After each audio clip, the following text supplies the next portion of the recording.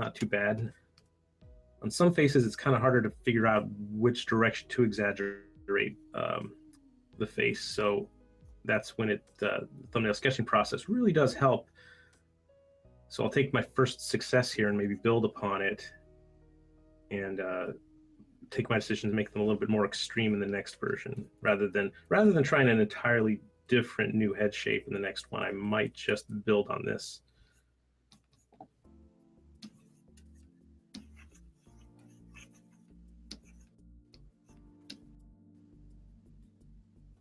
Like I said, it's definitely not a finished likeness. It's just got that essence, that grain of truth to it, and that I want to exploit and bring into my next sketch. So I'm going to go ahead and actually shrink that down.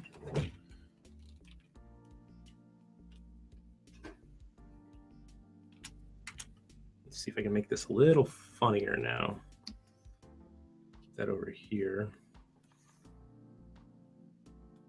Keep these other pictures in view. Viewer _of_IRL. Welcome to my channel. FRW33DS_kitten. Welcome to my channel. Uncle _spawn. Welcome to my channel. I don't know any of your music. Elbret Sorry to tweets. say. I know that per ring Welcome on to it my song, channel. that's about it. Comet Tunes. Yeah. Welcome to my channel. Caxups06. Welcome to my channel. Lurking _Miku. Welcome to my channel. I can control it. Some people find you're drawing Welcome to my musical, channel. you know, Fashionable performer, maybe _ listen to the Camille. music while you're caricaturing. Welcome to my Couldn't channel. hurt. Might help you get into Stygian the feeling of, _sticks. might help inspire Welcome you to in your my channel. creativity. Itseo. Although some jobs Welcome I've had, to I my wouldn't want channel. listen to the music Warsoft the person had to T-Tray K draw. Tester. Is that like the heavy metal? Welcome to my channel. Underworld Nayad. No, I had Welcome to to do a my bunch of channel. American Idol sketches. Bro Chemistry not a bunch, Deck. a few of them for a company Welcome a few to years my ago. channel. Actually, Beyonce was one of them I had to draw Streamlabs. about 8 years ago. Welcome to my channel. That's when I barely knew who she was, Restreambit. but I knew her from the Austin Welcome to Powers my movie, that was channel. about it. Bulgaroes But, everywhere. I had to Welcome I to mean, my I didn't have channel. to, I had to draw Bruce Springsteen, Six and Civ. sorry, I'm not going to listen to Bruce. Welcome to my I do channel. not care for him whatsoever, and I Painfulest. know I'm going to get a lot of comments Welcome on to my that, channel. but just can't stand the sound Curvaceous of it. _Natalia. Welcome to my channel. That's it, making bold statements Bearded here on the Stromare Waiting Room. livecast. Welcome to my channel. Nerdy Dreams. Welcome to my channel. Hades _Osiris. The nose could probably go smaller. Welcome to my channel. there as well. Another viewer. Welcome to my channel. Waffle Buddier. Maybe not Welcome go to my bigger. channel. Fsiv Steaks. Welcome to my channel. Stygian _network. Welcome to my channel.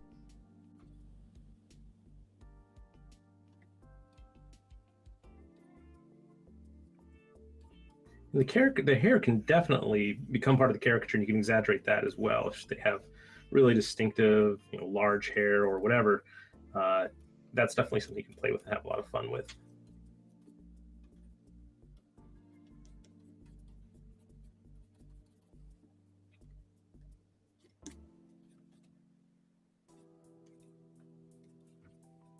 Yeah, not horrible, I think. Definitely has potential. It might take a true Beyonce fan, though, to let me know if it really looks like her or not. It's okay, 'cause, yeah, every time I see her, she looks, just a little different. And I probably wouldn't be able to recognize her on the street if I saw her. Someone would have to point her out to me.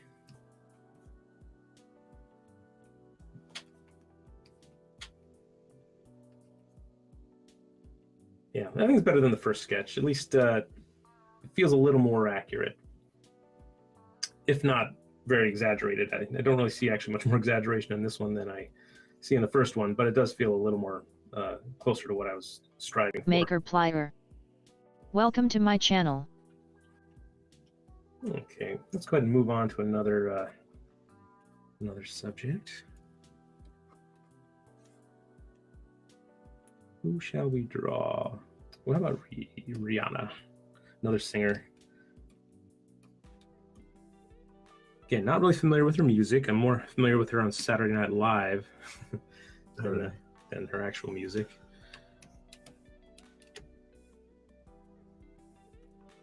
I like her Shy Ronnie sketches.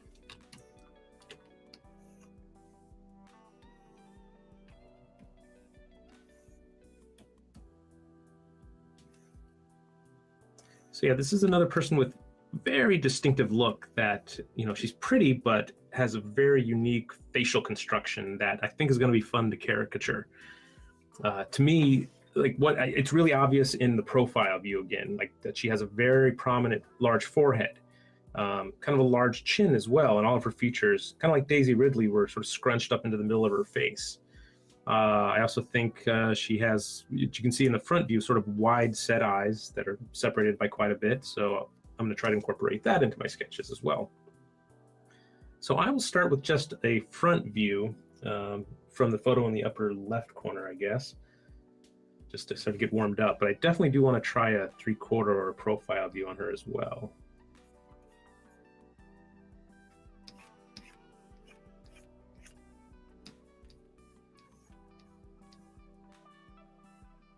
So kind of almost an average looking head shape until you see where I'm going to place the eyes.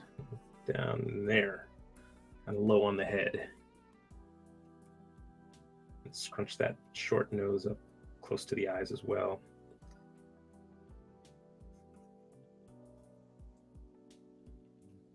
And in this particular expression she's doing is great because she is pushing her lips up closer to her nose as well, giving a sense that her features are all trying to devour one another in her face.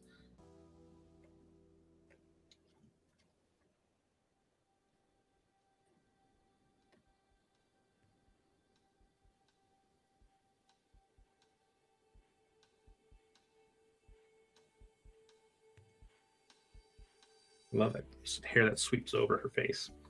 I love when people have very distinctive looks and they just take control of their image and do something unusual, because it makes my job a lot more easier and fun. You know, sometimes, you know, you see people out on the street, you're like, why are they wearing that? Or why do they cut their hair like that? You know, but in reality, I really love it. I go, thank goodness for people like that, that just, you know, make bold statements about their look. You know, that's so great, really, to show your individuality, because you just, it's not just all about, you know, your public persona and just getting attention. It's just you're expressing yourself and making it easier for caricature artists like me to find things to, you know, to find the likeness. Have you ever done like Prince as a caricature? Prince, I think I've tried sketching Prince a couple times, but I've never really tried. No, not very seriously. I thought about it when he passed away earlier this year, but I never got around to it. So I got to put that on my list. Got a caricature Prince. Okay. Yeah, I like that sketch a lot. I'm going to do a different one, though. I'm going to try her face from a different angle. I'm going to use the photo in the lower left corner, I think, primarily. It's a little fuzzy, not a great quality photo, but it does show her from the angle that I kind of see her most at, or where I think she's most distinctive.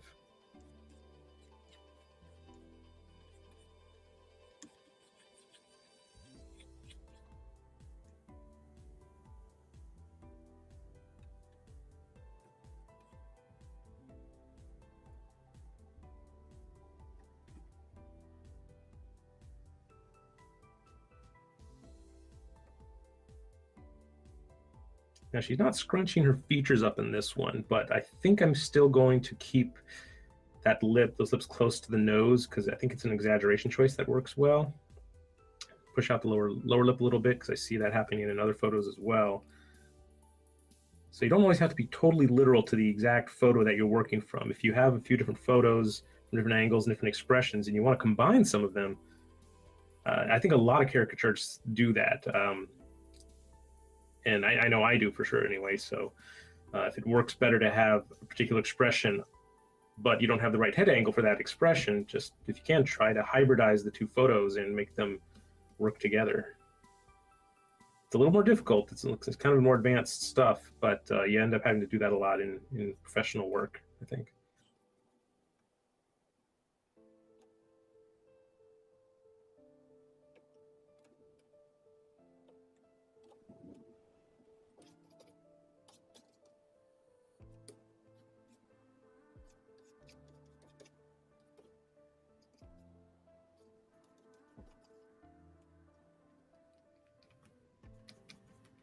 Oh, cool. That's kind of the statement I was hoping to make. It's like the way that's turning out.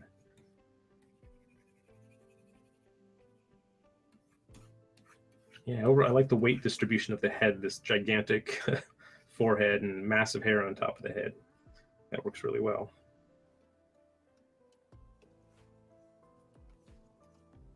Okay. Yeah, let's move on to the next person here.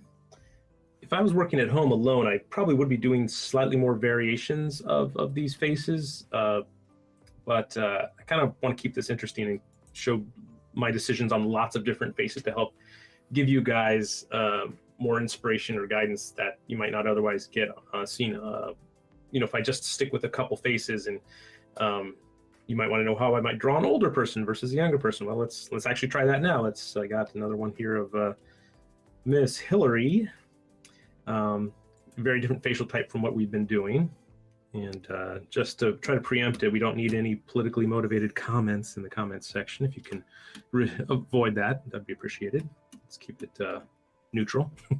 So she has an interesting face that traditionally has been kind of hard for me to caricature in the past, but I think the more that I draw her, the more I get used to the shapes that I'm seeing. But she looks very different from different angles and from different expressions, especially.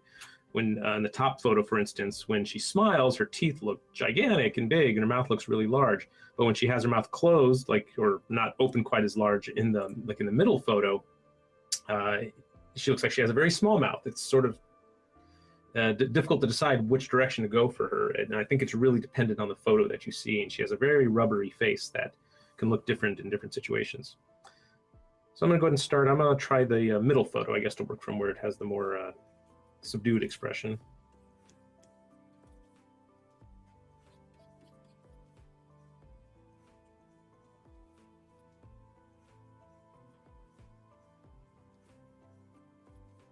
And she doesn't have a huge nose, but it is kind of long, I would say, on her face.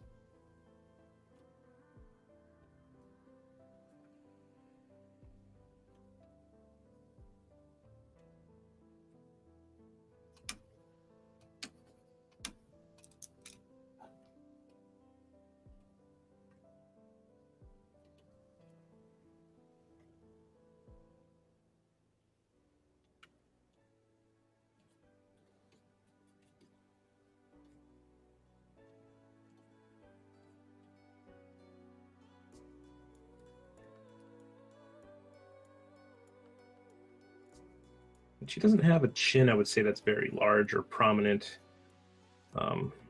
So that's one of the things I think could shrink if you're deciding what to make larger and what to make smaller on a face. Like for her, I think, her cheeks and jowls are kind of prominent and large features on her face, but yeah, the chin can definitely be minimized, I think, and that would help the likeness.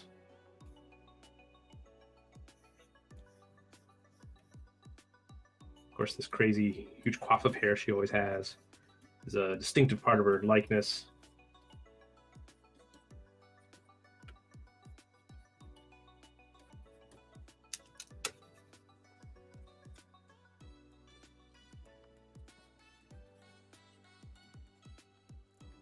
Yeah, not too unsuccessful, I think. Definitely a good start. I've done worse.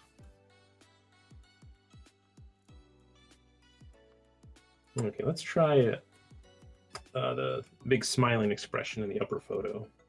It's sort of the same angle that I'm drawing her from the other one, but they're totally different expression. It's really going to change her facial geometry. These two next to each other.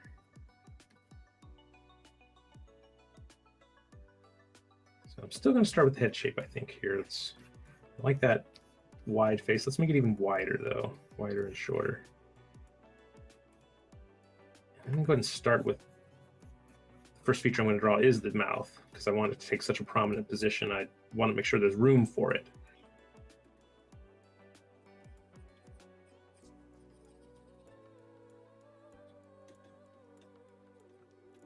You want to ask yourself sometimes if your subject has a dominant feature, or the feature that's trying to grab the most attention on the face, and it's not necessarily always going to be the biggest, or it's not related to size like all the time, but it could be.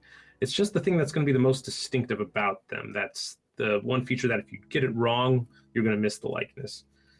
Someone like, Harrison Ford, maybe it's his nose is his distinctive feature. Not because it's a huge feature, but it's very, it's curved and has a very unique shape to it. So not everyone is going to have a dominant feature, though, something that stands out on them. Sometimes it's just going to be a combination of everything in equal amounts that if you don't get all the likeness on all the features right, it's not going to work. But the idea of the dominant feature is not, it's kind of a hard one to explain. Like I said, it doesn't have to do with size always. It's about distinctiveness and uniqueness. I know you've done commissions for celebrities. Have you ever been commissioned by like a politician? No. No, never by politician.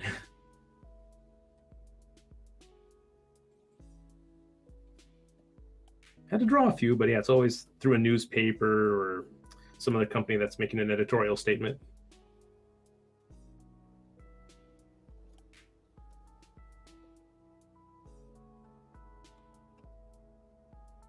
This is interesting. She's taking on a different appearance than I thought she would. And the characters you draw can sometimes surprise you. It's not what I saw in my mind's eye what's happening here, but let me see if I can make it work. It's not, it may not be the most successful one, but we'll see. Add the hair. Try to finish it up here.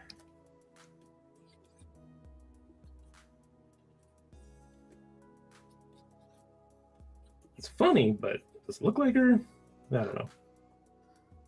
Someone says she's turning into a squirrel. Yeah, kind of.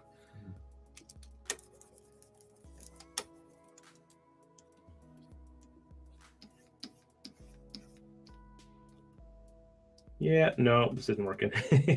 I tried. Let's try it again, though. Don't want to give up quite so easily. Let's try a longer head shape on this one. When something doesn't work, throw out the formula you were using and start a new one. That's what thumbnail sketching is all about, is just variety and experimentation. Jazz Galaxy wants to know if you've ever turned down a commission before because the client was doing it for mean-spirited reasons. Yeah, I have. There was one, I think, that wanted me to do a caricature of Abraham Lincoln, and I did a little research on the group asking me, and they were sort of the Civil War isn't over type group, if you know what I mean. And then it was going to be a derogatory thing about Abraham Lincoln, and I thought, wow, that's really digging up the past. But I ended up not working for them just because, I didn't like where they were coming from, and it got a weird vibe from them. So, yeah, you don't feel afraid to turn down work from people that you think is going to be if your work's going to be used for evil. That you just can't stand that idea. But I have worked for people that I don't agree with politically. I've done editorial pieces for clients like that. But the piece itself, when I talked to them, wasn't that offensive. It's just they had a political point to make, and I try not to let politics enter my own personal decision making too much on if I'm going to do a job or not. But unless it's something that's so reprehensible or offensive that I wouldn't be able to look my family in the face after I did it. So yeah, you gotta take each piece as it comes and decide for yourself, what lines you just won't cross.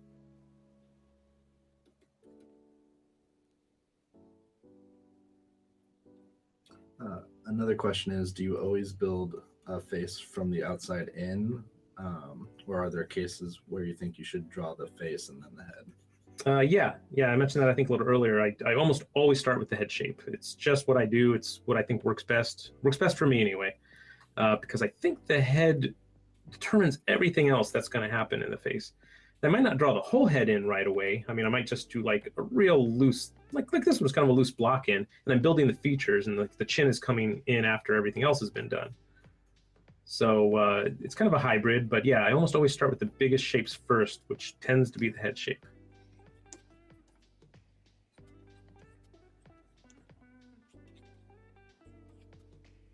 And I think if you're thumbnail sketching like this, trying to find the concept for the exaggeration, the best thing you can do is start with the head shape, because the head shape really sets the tone for just everything else in the picture.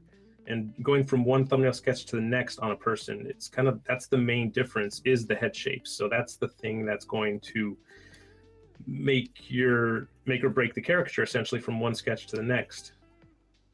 And let's see, this one, you know, really misses the mark too. I just, it's Hillary only in the very vaguest of senses, but I don't really see a good grain of a likeness in here that I can really work with. I mean, maybe a little bit in places, but overall it's just not quite working for me. I think I just generally like shorter head shapes on her than longer head shapes.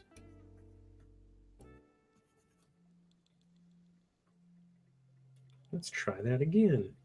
Let's try the front view though. Let's try a different angle.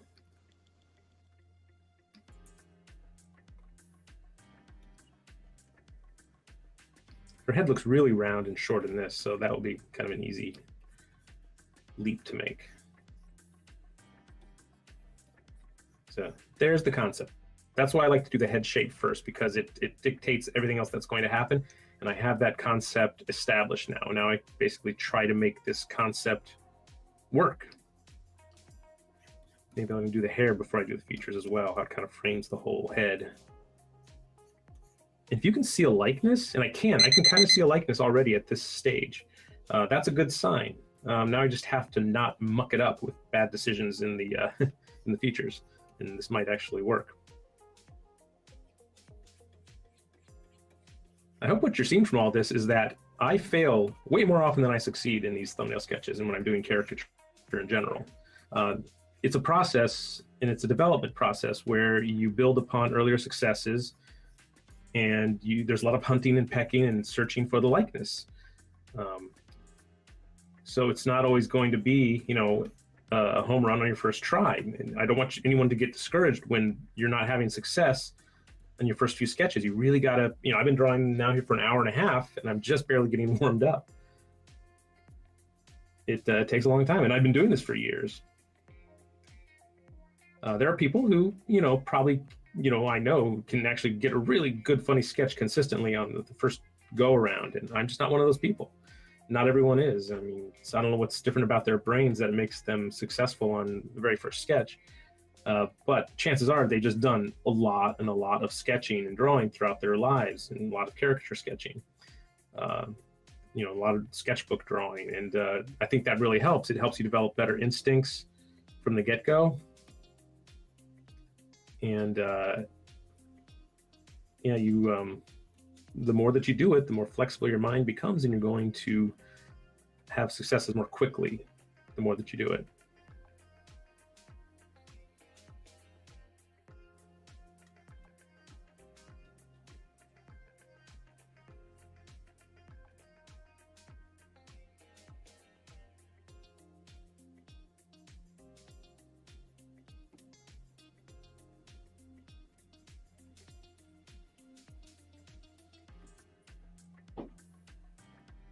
Yeah, this one's working a little better, I think. It's you know, it's sloppy and sketchy, but I can kind of see it heading in a good direction. Orthoduck. The exaggeration is pretty Welcome decent. to my channel. Could be better. Could be more extreme.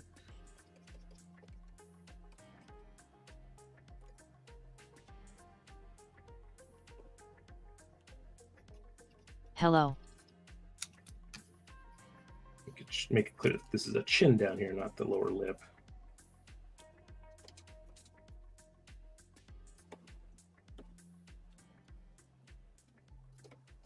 Okay, so yeah, I kind of like that. Pretty simple. It's not extremely exaggerated, like I said, but it's definitely a good start. Okay, so I think I'll go ahead and take a look now at all my sketches that I've done and figure out which one I might want to spend a little more time on now in this last half hour we have, and develop it into more of a rough sketch. And what this is, it's going to be more of a preview of what's coming up. Our next lesson is actually going to be, not that one, it's going to be on what we do with the thumbnail sketches. It's turning them into a rough sketch and refining the likeness more. I do like the Rihanna. Mm-hmm.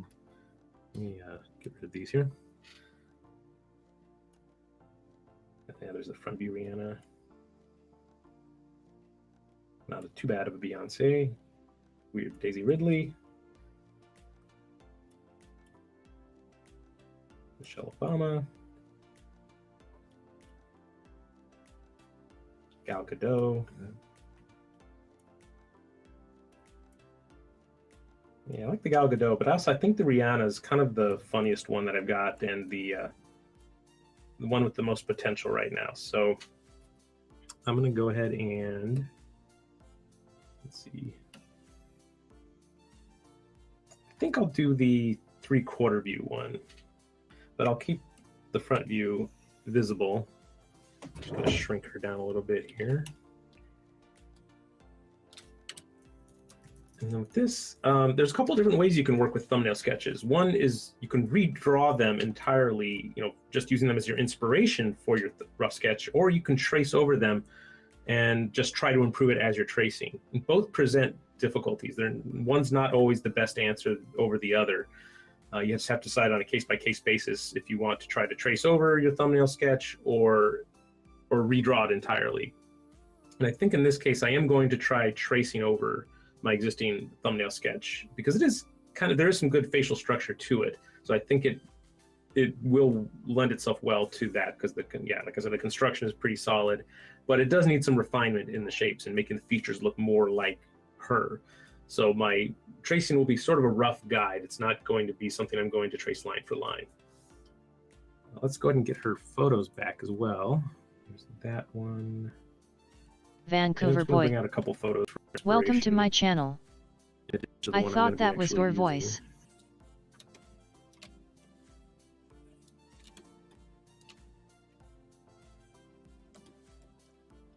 LOL, sorry. So what I'm going to do is actually just dim down this this layer a little bit. I'm going to reduce the opacity so you can just see it a little bit, and draw in a layer right above it for my tracing. I just listened to it now. Is it too loud? Okay. How you day going? Happy New Year. So I'm going to exaggerate my choices just a little bit more. If something's big, I'm going to make it slightly bigger. If something's small, I'll make it slightly smaller, while at the same time trying to focus on refining her facial features a bit more and how they're aligned. Like the back of the head flows more nicely into the back of the neck. Illusion. Welcome to my channel. I'm drawing 2RN.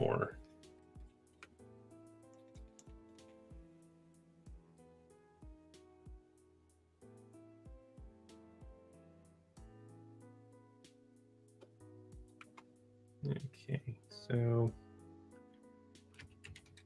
one of the things I liked about the sketch was, or some of my other sketches of her, were the widely set eyes. And so if I can put a more wide separation in her eyes in this sketch, me your Instagram. I want to see it. So I don't want to draw the eyes any closer together than they already are. I want to move them out apart from each other if I can. She's pretty heavy lidded, so I'll make her eyelids a little bit heavier there, a little stronger. Her eyebrows are really high up above her eye, so they get even higher. The bridge of her nose pinches down really tight to the front of her face, I think. Very petite bridge of the nose. And then the ball sort of pops back out again in front of her face.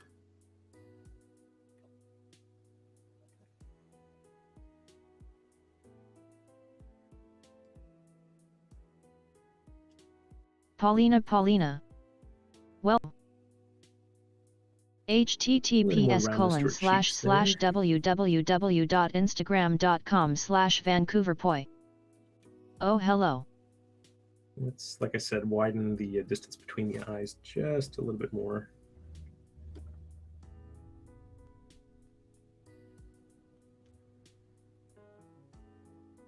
Paulina, I'm good. Up a bit more. Happy New Year.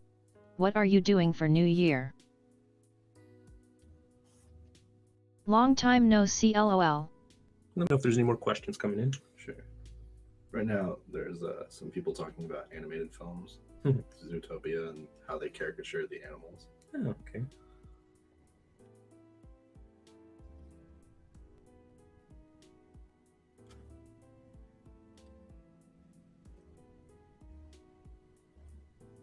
Is there an animated film that does a really good job caricaturing like LOL, yeah, features I or- was exhausted from streaming too long, that I avoided all of sudden, laughing face.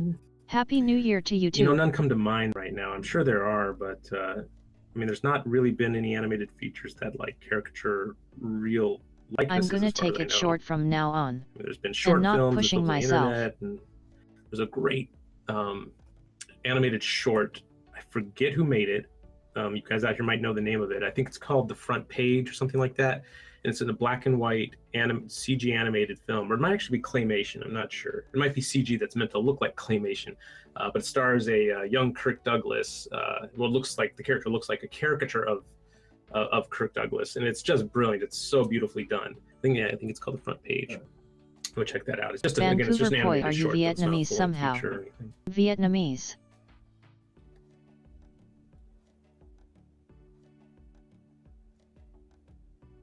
Are there any like gender specific traits that you tend to caricature more on like women rather than men and vice versa? No, I don't think so. I mean,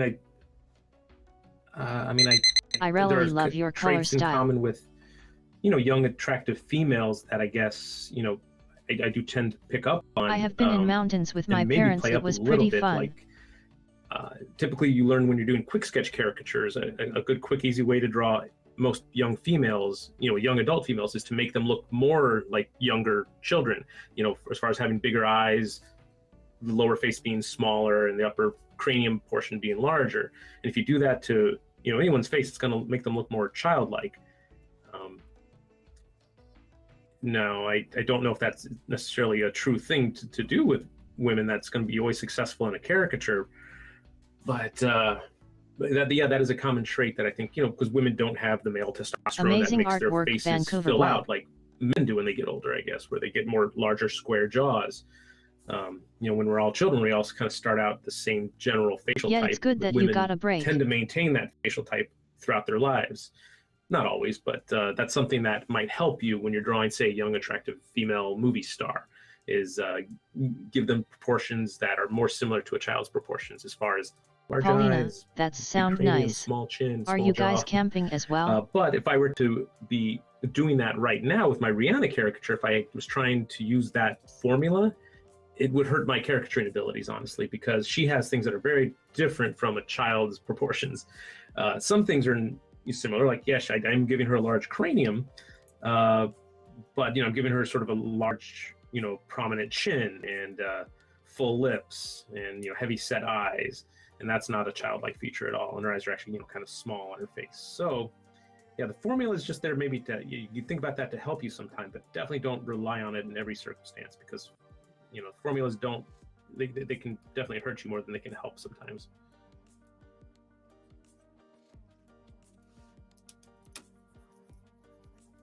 Let's get rid of that skull shape underneath.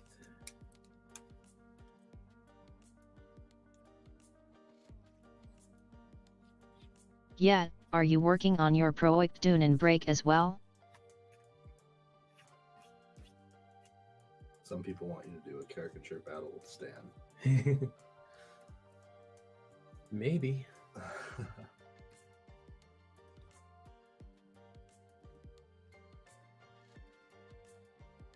I got to do a good caricature of Stan one of these days. I haven't. I did a quickie one last week when we did the Q&A, but that didn't really count. Wasn't really focused on it.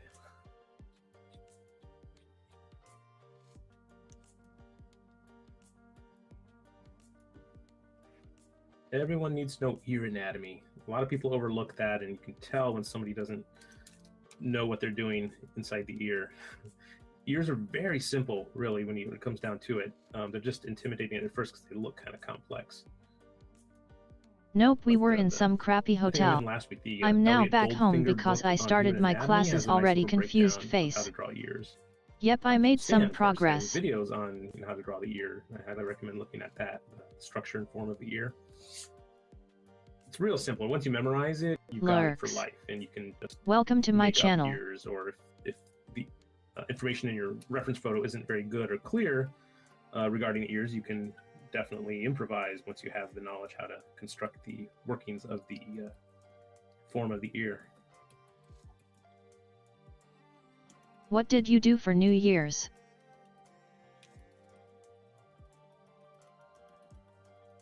I do not like drawing short hair like this. You know, you gotta try to make it random, but also growing in a pattern, but you don't want to make it look too much like a pattern, otherwise it'll look distracting. This is just a rough sketch too, so I'm not gonna get too realistic with it. It's just kind of to indicate what's happening there. Yep, I made some progress on my 3D animation asterisk. Well, I'm not done with the rough sketch, but I'm going to delete or make the lower layer invisible so it's not as distracting. And I could continue sketching in like sort of with the crosshatch marks with the pencil, or I could switch to a paintbrush and do a little bit more shading with the broad strokes. And I think I like laughing face. LOL, at least you go out in the nature. Good start for the year. Go ahead and you already back at school? Damn. Beneath, that too early. D. Of that. On top of the lines. I just eat, sleep, and repeat. And I still consider this a sketch. It's not really going to be a painting. I'm just using a painting brush or a broader brush to fill in and shade the forms.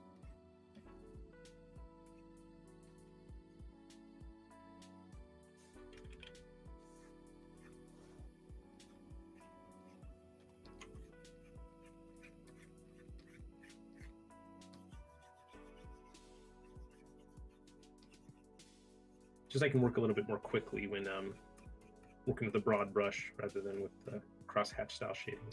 We don't have a lot of time left, so I wanted to get a little bit more finished on this. Feet. Welcome to my channel. I like photos that have good, strong shadows in lighting and highlights because it makes painting a whole lot easier than a flatly lit photo. Try never to draw or paint from photos taken with a flash, you know, just something with natural lighting or something with more controlled lighting that produces strong shadows is going to create a better painting in the end.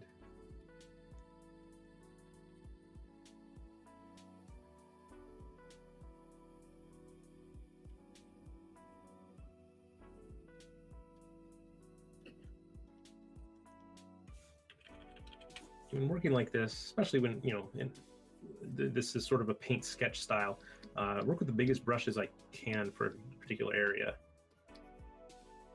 It's just more efficient. And if you work too small of a brush, you might get too caught up in finer details, and that's not what this stage is about. I don't want to invest a lot of time in a rough sketch like this if I'm going to end up having to do corrections to it later in the next stage, which we'll learn about in upcoming videos. Taking a rough sketch to a higher stage of refinement.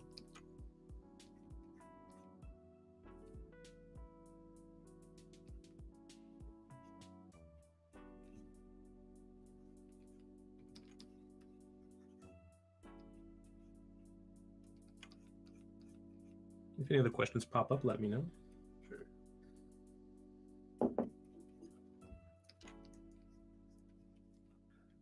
Do you always work from grayscale to color? Nope. I would only when I'm doing a sketch like this. This I consider, again, a sketch, not a painting. So I am working in grayscale. I have experimented in the past with doing a grayscale fully finished first and then tinting it with colors, but they always look weird. I never like the looks of the finished paintings when I do that. They just feel like an old photograph that's been badly Arabs. Welcome to my channel. Tinting colors into my black and white paintings, but you know, if I practiced more, maybe I could get good at it. But I much prefer to just work from color when I'm doing a final illustration piece, just because I like to constantly shift my colors. I like to put little hints of, you know, maybe green on the face or blue, and it's very subtle. Is the sound too loud? Working away where black and white photo, it doesn't unfortunately, the first day back and I already have a project to present face with open mouth dashing away. At least I'm doing it online, not in front of people. With the colors that you start with and finishing with those, and yeah, I make my decisions as I go with colors. I don't like to do it in stages. Yes, you might say. Do you use Oh, colors to that's my exaggerate Nitamra Goodwill Kook. No, in caricature? no, I try not to exaggerate colors because to me that means making colors that are gaudy, or I don't know. Colors are really just a personal preference. There's really no right or wrong. You have to be consistent with the scale of chroma that you use. You have to be, if your painting's going to be all in a low key of chroma, a middle key of chroma, or a high key of chroma, very saturated colors, you have to kind of stick within those ranges in order to have a harmonious painting. And I tend to work in a middle to low key chroma, No, meaning the my sound colors is are not okay. overly saturated. At least I try to. Sometimes they do end up getting a little more colorful than I like. Okay, cool. And again, it's just a personal preference. It's not right or wrong to want to do one kind of coloring over another. But it is, the most important thing I focus on when doing colors is making sure the values are correct and my colors are harmonious within the space of the painting that I'm creating. So there's no like foreign colors that are coming in to distract. So if I do put a little bit of a green or yellow ochre on a face, as long as it's like the right value, it's not going to stand out, and you can get away with it, and it's never too garish or bright of a color. So that's kind of rules of color you learn when you're painting. I can't more, do is things like presentation. that. But yeah, I don't exaggerate colors in the sense that I make them more bold than I would otherwise in a portrait. I try to keep my palette similar whether I'm doing a caricature or a portrait.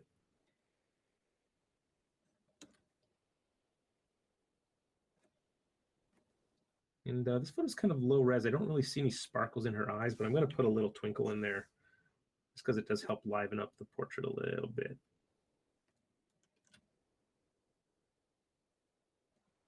And it's possible that because of the angle of the lighting in this photo, there is no direct reflections coming out of her eyeballs, but it's something I sometimes add just to, like I said, yeah, put that life in the eye a little bit.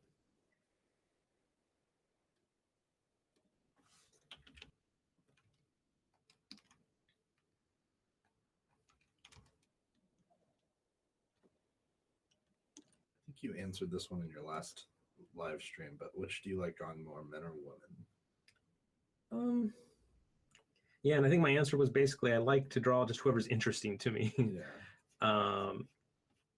For some reason, there are more men in my portfolio, just from either just the jobs I've been assigned, because I don't know, whatever reason, that's just what I get hired to do, and in my personal portfolio that I've done for my own benefit, maybe I do gravitate more towards men because I don't know, I feel like sometimes they do have more interesting things going on in their faces in our society, because women often have makeup to hide defects or that kind of thing. I'm not sure if that's the reason, but I don't know, I think it's a reflection of the culture we're in, that men still have more of a prominent role, unfortunately, in a lot of movies and the tops of government, so they tend to be the ones that get caricatured more often by a lot of people.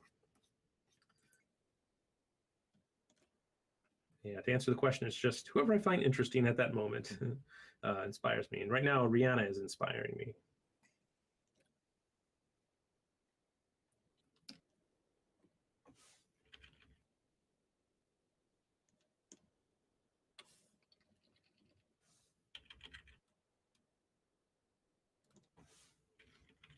Someone wants to know, how good do you have to be in order to become a professional caricature artist? Oh, well. Is there a point in which you... No, there are people all over the spectrum, people who shouldn't be doing it, who are. No, I'm joking a little bit, but there are, people who honestly are at every level of development who are doing it. I started doing caricatures professionally. Me too. Now I'm stressed out of my mind waiting for the class. I got literally one night of training in the art of caricature, and then they put me in the theme park and have you draw the public. And wait, are you present on the first day, or you will present later this week or so? A year or two before I got better at it. So that just, I think, I was making a living at it. I was in my 20s. I wasn't making a lot of money doing it in the retail environment, but I was making money at it, and I was not very, very good. Sad face. Study is so stressful. But it was just like I kind of had to do it. You're good enough, basically, if you can hold a pencil and you can construct, any kind of face, I think, and you'll be able to satisfy clients and get work. You don't have to wait until you have a sign from the heavens that you're ready to start doing caricatures professionally. You're ready when somebody wants to give you money to do a caricature. That's my answer, I guess. And my biggest worry is that people are going to take this course and be a little bit afraid to start because, there's 15 lessons we're going to go through before, we're finished. But that doesn't mean you're unfit to do caricatures in the world until that point. Entering Facebook contests, there's a few groups like Caricature Showdown is a really good one to belong to. They have like 20, 30, I don't know, more 1,000 members right now, and not all of them compete every month or every week. I'm presenting today D subject, and you can post your work, and sometimes people give you critiques, not usually. Straight but you can face. see what other people are creating in that group. I think there's also the book face caricature contest still going? I don't know if that's still a thing. But there are groups online, just the Caricature Proco group, of course, where you can get feedback.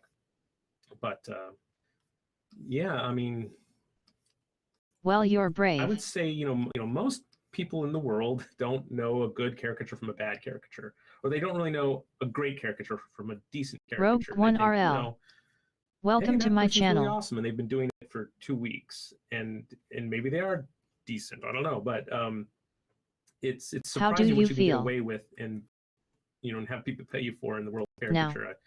I've been like I said, a veteran of the theme parks, and I had been working there a few years, 3 or 4 years, and I might get a rejected sketch by a customer, and then they turn around and get a sketch done by the guy that's been there 2 weeks, and they like his and they buy it. So you never know what someone's going to like. You can never really second guess what people are going to like. Just do what you can, do your best, and you'll find a market for it. Someone will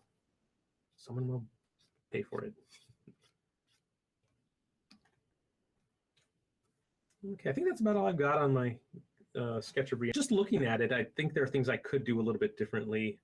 I really like the idea of playing with her facial geometry more, where I might sink her eyes deeper into her head and make her forehead pop out more, or maybe make the face longer overall, like with maybe a longer chin. I think there's lots of things I could do with the exaggeration, and I'm not, so it's not quite there yet, but I think it's a decent start.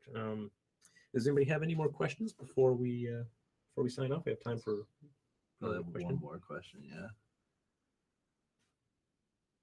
Trying to find ones that we haven't already answered. Mm-hmm. Oh, here's a fun one to sign off with. If you could draw one person for the rest of your life, who would it be?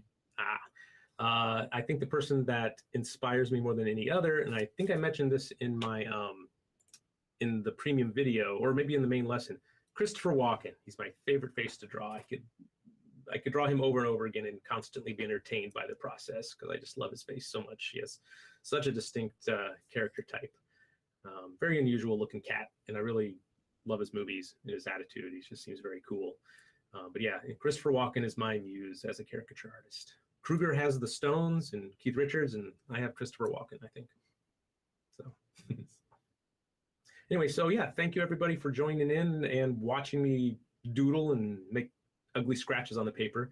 I hope it encourages you to, in your own work, to be more daring and bold and not worry so much about the outcome, and just draw, just sketch, and eventually it will come to you, even if it takes 100 sketches. Don't, I say sometimes half a dozen or 10, or just fill up a page. Sometimes you'll be drawing a full sketchbook of caricature thumbnails before you get a decent one, and that's okay too. Everybody moves at their own rate, but if you persist, you will succeed in it. So thanks for watching, and Merry Christmas, everybody.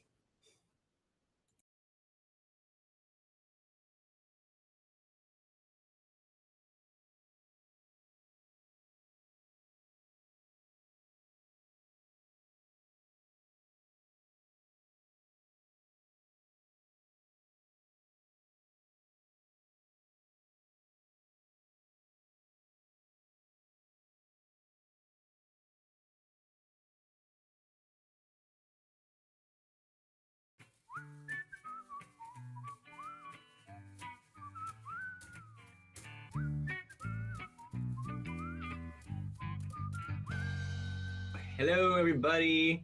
So this is my good friend, Court Jones. Howdy. Say hello, everybody. So Court and I have known each other for a while. He was my caricature teacher.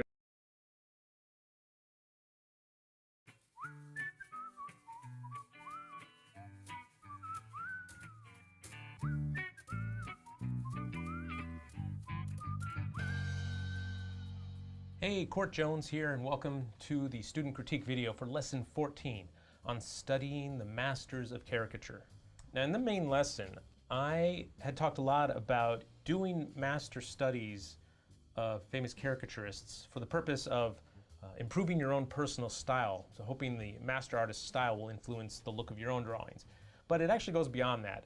I was really hoping the main point of the lesson that you'd get would be that doing master studies when it comes to caricature is a little different than when you study, a traditional artist. When you do caricature studies of artists you admire, what I'm hoping you'll get out of it is actually helping you to figure out how they exaggerated, what their exaggeration choices were. I'm stressed, and I can't eat LOL, but thanks for supporting me. Because if you're like me, you have a certain way of doing things, a certain road or a path you stay on, and you evolve over time slowly, but you sometimes see an artist's work, you just are amazed at what they did and you wonder how they did it.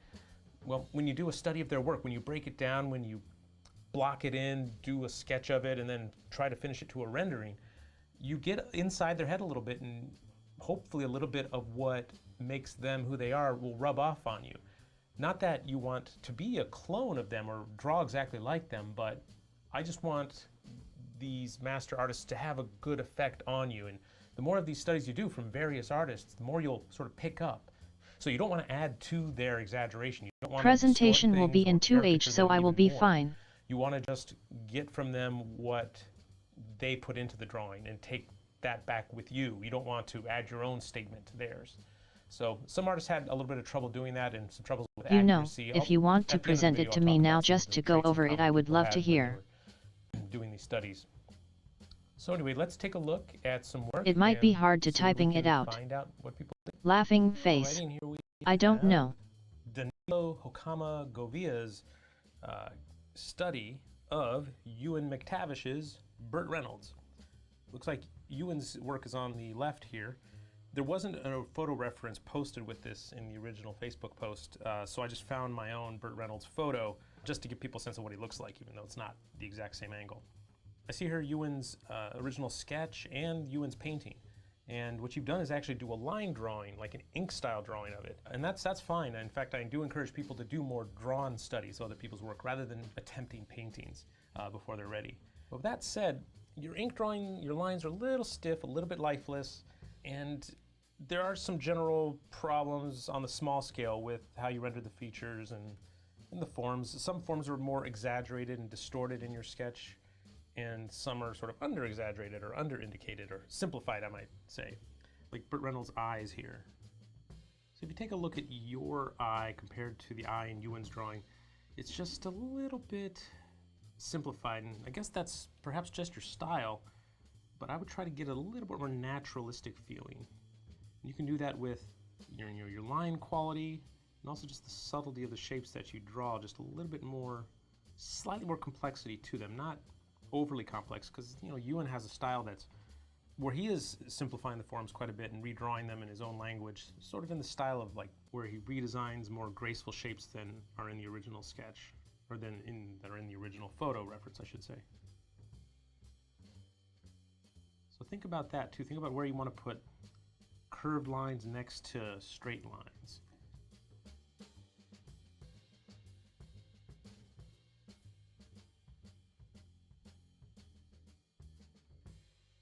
Perhaps it's not that clear from my overdrawing just because it's a lot of complex shapes, but what I'm trying to show you with this It's in English, it's about special effects. How you render the individual lines and the strokes that you do. Since you're working with ink in a real limited fashion, every single line you do matters even more than it does in something like the original painting that Ewan did or the original sketch, because he has a lot more lines and shadows and halftones and things to work with. When you have such a limited line language like this, when you're drawing more like Hirschfeld does, every line matters, and you have to put a lot more thought into what you do because there's less there for the viewer to latch onto.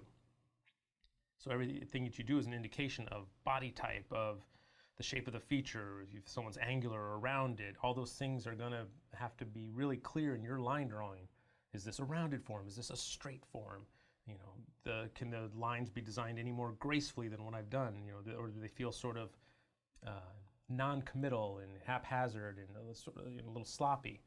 In line drawing, you can't be super sloppy unless that's your particular style you're working towards.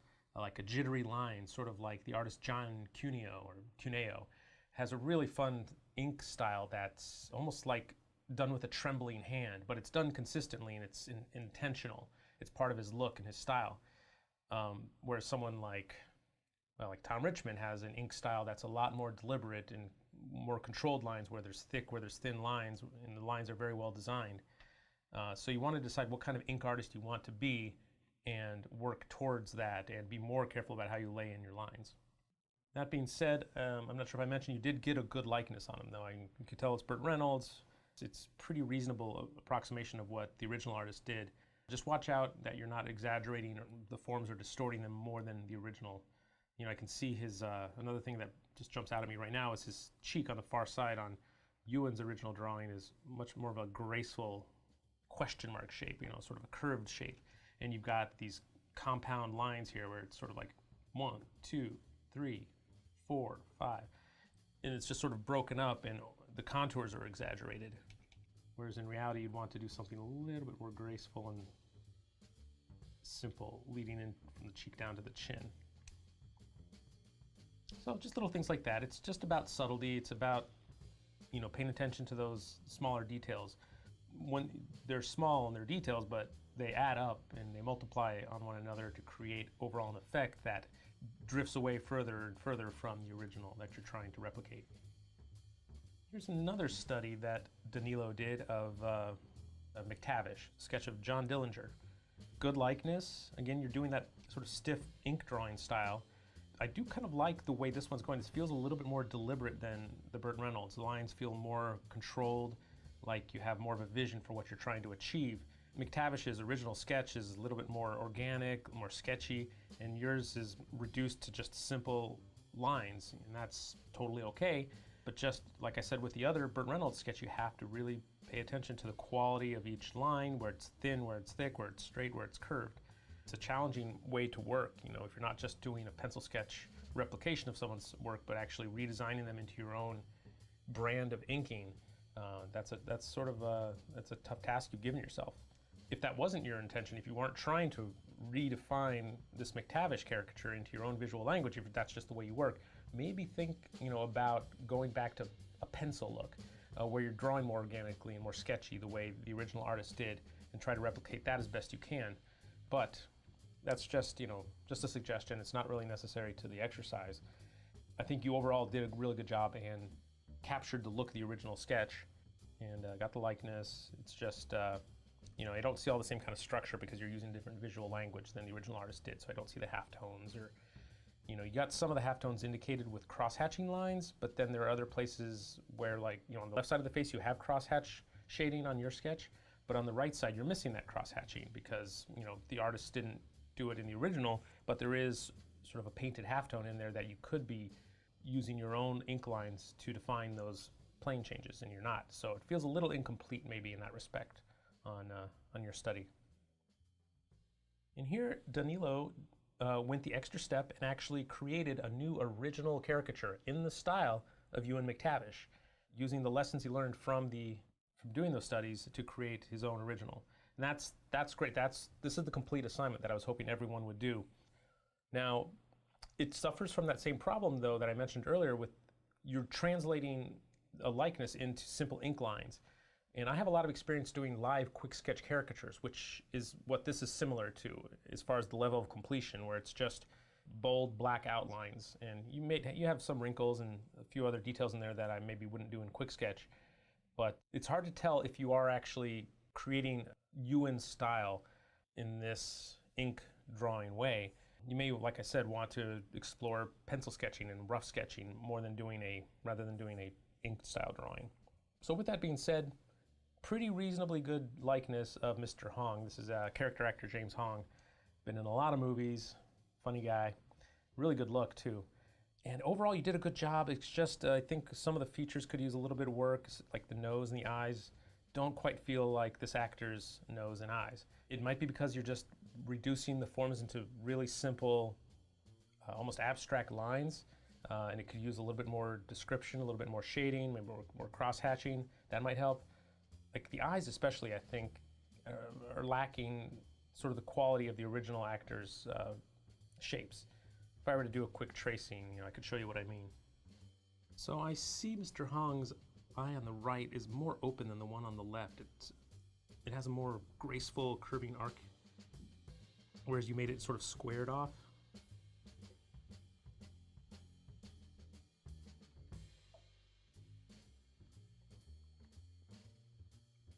And you're also missing the quality of his epicanthic fold. It doesn't quite look like his eyelid. And if you're gonna do wrinkles from the eyes, his wrinkles aren't very prominent in this photo, maybe because of the lighting, but I would connect them to the corners of the eyes rather than having the wrinkles just floating out in space. That's sort of a design choice, but it makes it look a little bit more intentional than rather than just having sort of randomly floating in the middle of a form. And you can see almost all of the pupil and iris because he's opening his You eye wanna quite a bit. practice with me? And then because he is raising, this eye is open because he is raising that eyebrow on the right, and you can raise your eyebrow a little bit higher too in your original sketch. He has pretty thinly spaced hairs on his eyebrow. They're not very heavy. So keep that in mind too, that you're trying to capture the quality of this person's features and not just their shape and placement, but how they're specific to him. And because of the lighting's coming from the right, there's more of a shadow on the left here, so if you are working with lines here, if you don't want to do too much actual, shading and keep it simple, just think about how you would represent that lighting with this simple ink style.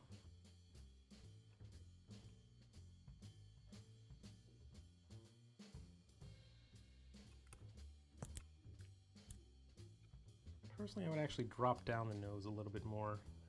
I mean, I like the long fill trim you gave him, the long upper lip, and we may have to lower the lower face to make that still work with a longer nose.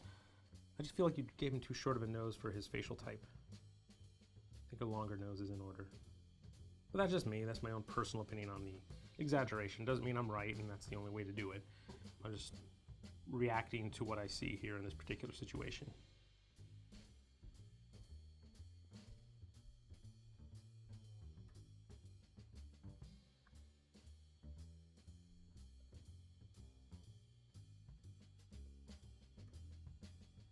So I'm not going to redraw the whole face, just a little portion here, just some of the problem areas I was seeing. Just keep that in mind when you're doing your own drawings. Once you've got the big shapes figured out, the placement of everything, then you have to focus on the quality of each feature and how each one is rendered, where the thin lines are, where the thick lines are, and then the shape of each feature, where the high point is of that eyelid, where the low point is, how much of the iris or the pupil can you see, what's the quality of the eyebrows, all those things I went over. It's really important in caricature to get those things figured out, especially when you're using such a simple visual language like this pen and ink style, because you have so few lines to describe to tell the viewer who this is and what their physicality is like. Also, I don't know one more how to thing. do I it wanted to because go there is over stuff I will be saying and there is list stuff on my several other presentation for caricature people artists to who read we for didn't get a themselves. chance to study in the main lesson or in the premium videos, but they definitely deserve your attention or a look. If you don't know who they are, I wanted to expose you to some new artists that you might find inspiring as well. Someone you could take a look at is John Casht. Did a lot of illustration work over the years. He has a really graceful, Maybe beautiful trying to watercolor explain style. it to me or tell me about the And then special there's effect. Dan Adele, who's an illustrator and portrait artist who, he doesn't exaggerate a whole lot, but his editorial work, the bodies and situations that he does with his caricatures are just phenomenal and tell a great story. He's really inspiring to look at. Mort Drucker, the legendary Mad magazine artist who really started it all and was the inspiration for a lot of us. You definitely need to be familiar with Mort's work. Jason Seiler, probably one of the best caricature illustrators working today. His paintings, his portraits, his illustrations are all really, really great to look at.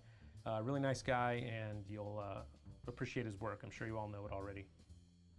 Bruce Stark is more of a classic caricature illustrator guy from back in the day, and he has a lot of great stuff that has a sort of a Mad Magazine feeling, but really inspiring watercolors. Just take a look at his work, you won't regret it. Dominique Philibert is another artist and illustrator whose work is just amazing, just tremendous exaggerations, and his paintings are so realistic while at the same time being expressive and highly exaggerated. Tom Fluherty is another caricature illustrator you should take a look at. His paintings are just phenomenal. His drawings and sketches will just blow your mind, and really, really fun stuff. David Coles, or Cowles, not really quite sure how to say his last name, more of an abstract caricature artist, but there's a lot that you can learn from the abstract artists, even if you're not working in that particular style. It's actually a lot harder in many ways. I made a than document doing for me to traditional read from drawings. LOL. So definitely Wait, take a I look will at send David's work you. for some We will inspiration. see how it goes. Herman Mejia is another artist whose work you should check out. Watercolors are great, and he even has done some sculpted caricatures that are just phenomenal. Steve Brodner is another artist you should look at. Does a lot of political editorial caricatures with a really unique visual language that he puts into his work, and they're very simple and just so effective. Yeah, just copy and Hota paste Liao here for the speech is chat a to say. caricature fine artist whose work I think was originally inspired a lot by Kruger, but now he's really gone off and done his own thing, and his caricatures are just super unique and really, really inspiring to look at. John Cuneo, or Cuneo, I love his work. He does a lot of pen and ink and watercolor work that has just such a particular and unique style that's almost, a little messy, a little sketchy, but that's what I really like about that. He does that sloppy sort of style really, really well. Then there's Ji Ding, who's a Chinese-born caricaturist living in Austria, whose paintings are just phenomenal. He does a range of styles. More lately he's been getting into doing simplified anime or animation style caricatures, but his lighting and the techniques he uses to build his paintings are really, really something to check out. And then there's, of course, historical. So firstly, there will be questions I will be reading and answering later in presentation. What are special effects? Where are special effects used? What are the types of special effects? Why do we use it in films?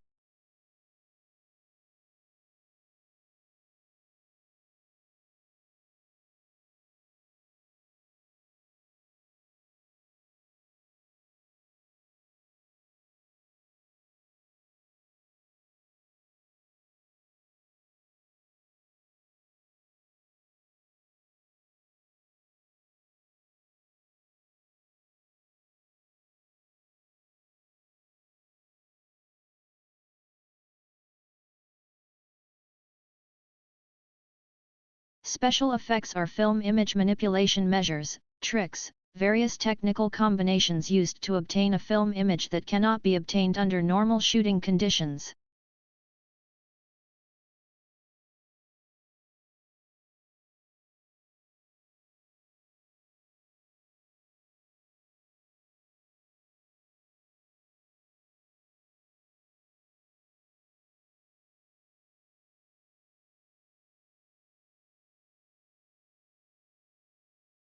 Oh, give me an example.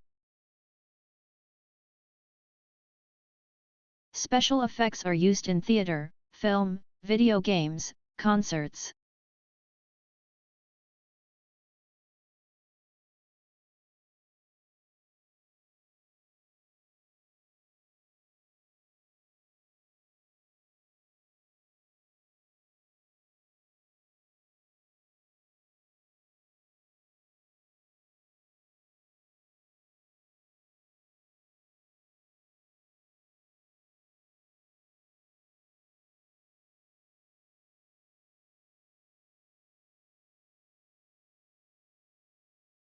In theater and concerts, special effects are used in the form of lasers and smoking machines, confetti, etc.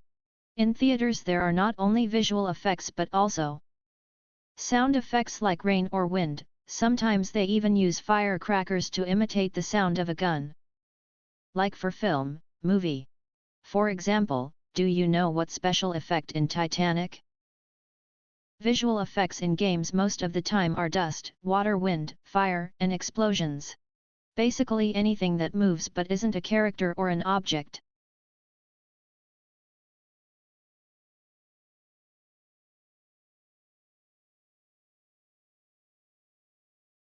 There will be photos, so I will be pointing it out on them. Maybe give example, like for example, in Star Wars. Oh, okay. Good.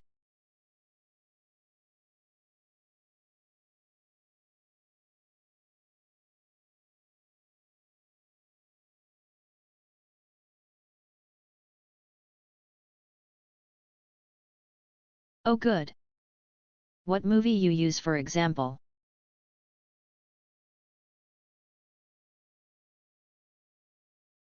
I kinda want to know, laughing face. Good idea. Okay, I will write it down. Yes.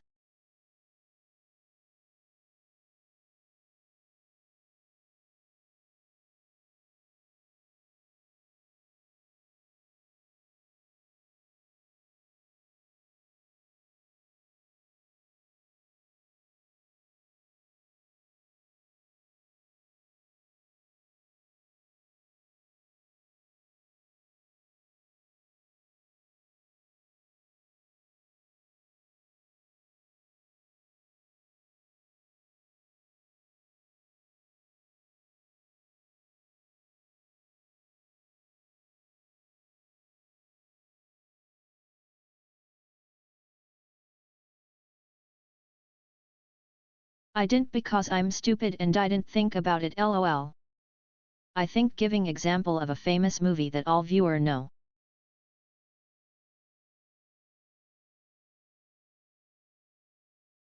Good thing that I'm presenting to you.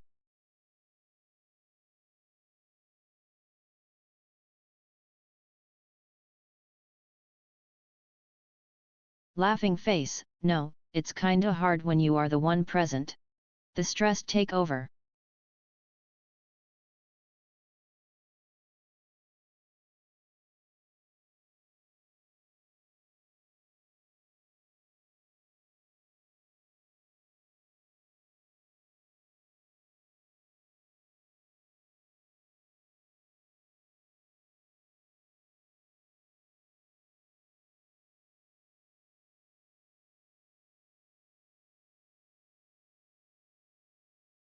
Other famous, popular example movie could be The Avenger final scene or something, or Spider-Man, recently.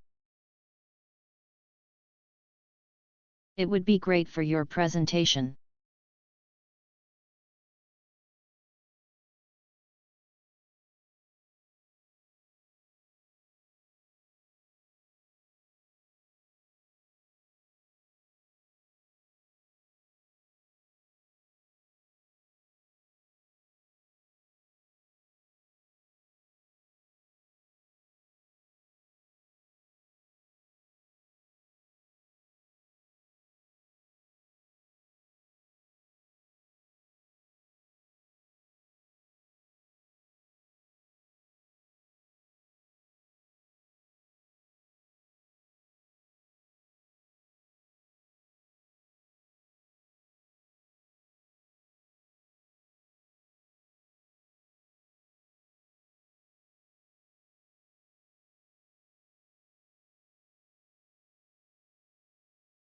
Okay, I will change that in a sec. For now I will present the rest grinning face.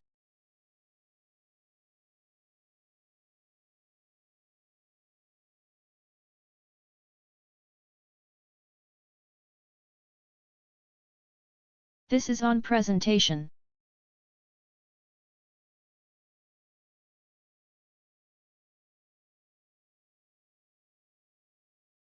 Okay, whichever is easier for you. No pressure.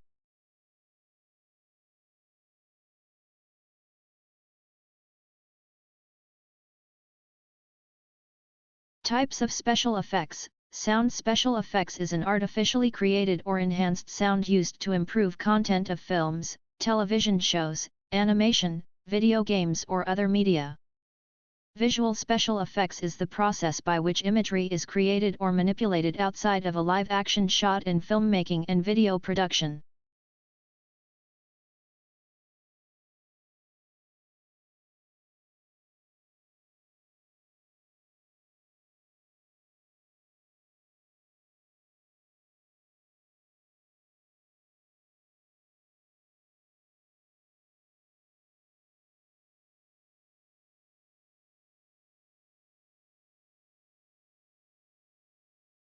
This I will be saying. Sound effects are the sounds of, for example, the shot of a gun bones breaking. Its sound is added to the video post-production. It's a really important part of a movie. Sound is very important, it helps viewers immerse in the film. Visual special effects focuses on adding effects to existing images or films.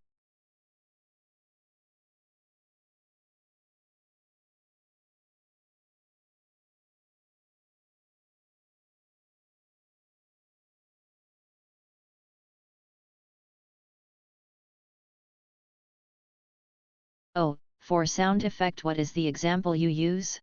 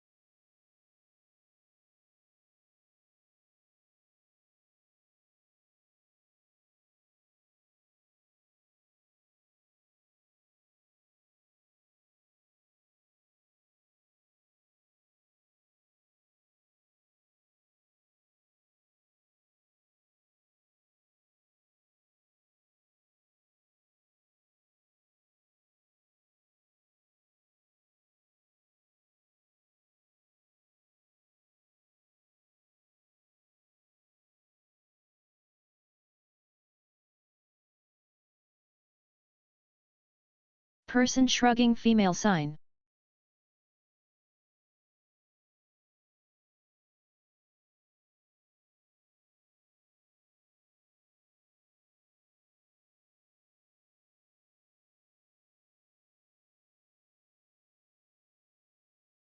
I don't know if it's just me, but when I hear the technical terms about sound effect, visual effect, I find it really hard to digest the information.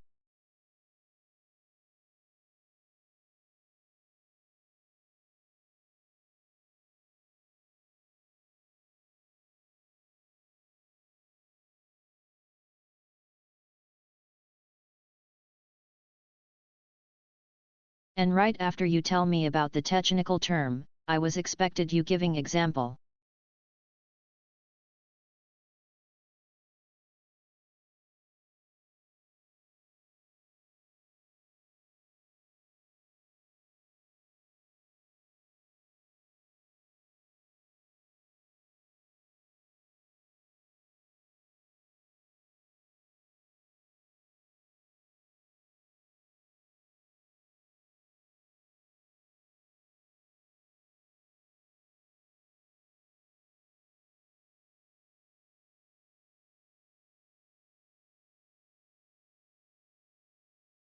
Like saying it out loud or showing image. But if you be able to describe it to me the example now, I am sure it will give you a boost for your presentation.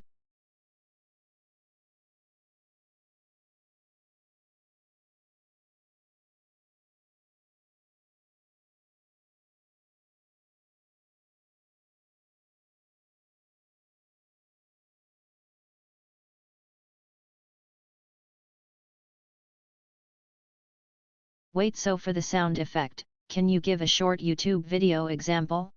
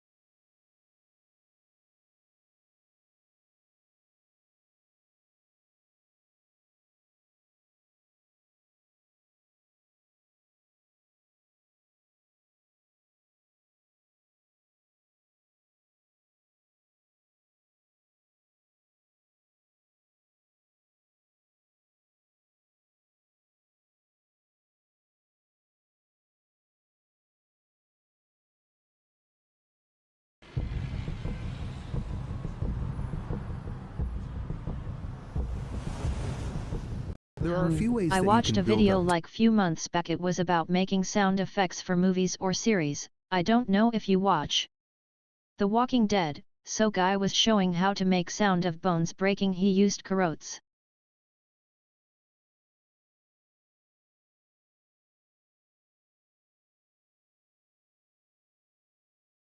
Like he was twisting them and being dead. So you basically show the clip without sound.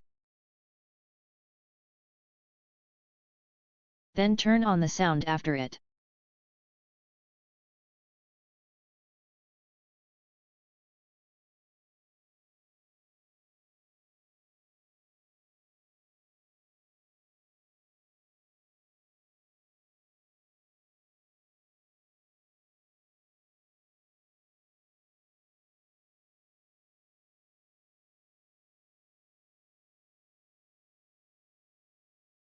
Just a simple comparison to show the importance of sound, making you immerse to the movie and feel the surrounding.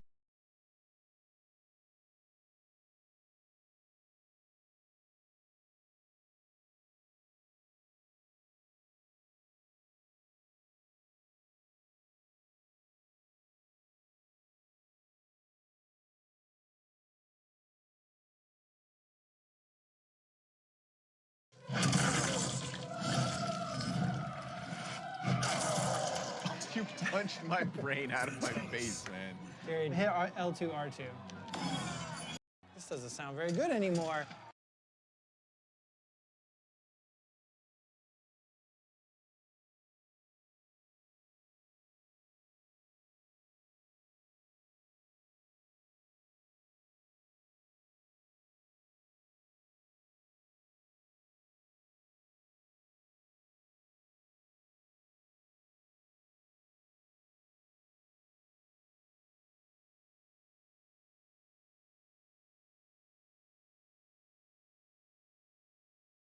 Oh, in game.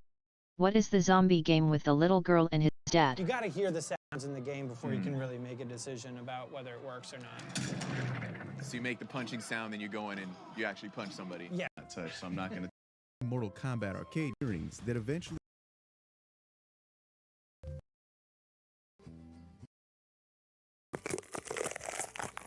We probably process these a little bit, and we can use them for like stabs and for blood splishes. All right, so grapefruit. We're gonna get our spatula. We're gonna get maybe our mystery object. Look at the little hole.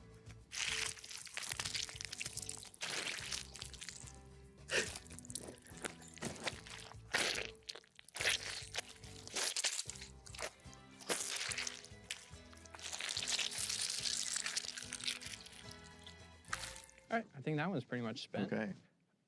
I also couldn't help but notice that there was some bananas chilling up there. What are Yeah. the bananas for? So the bananas, like sometimes my goal is to like make the most disgusting sound possible, right? So like, yeah, so you're just like.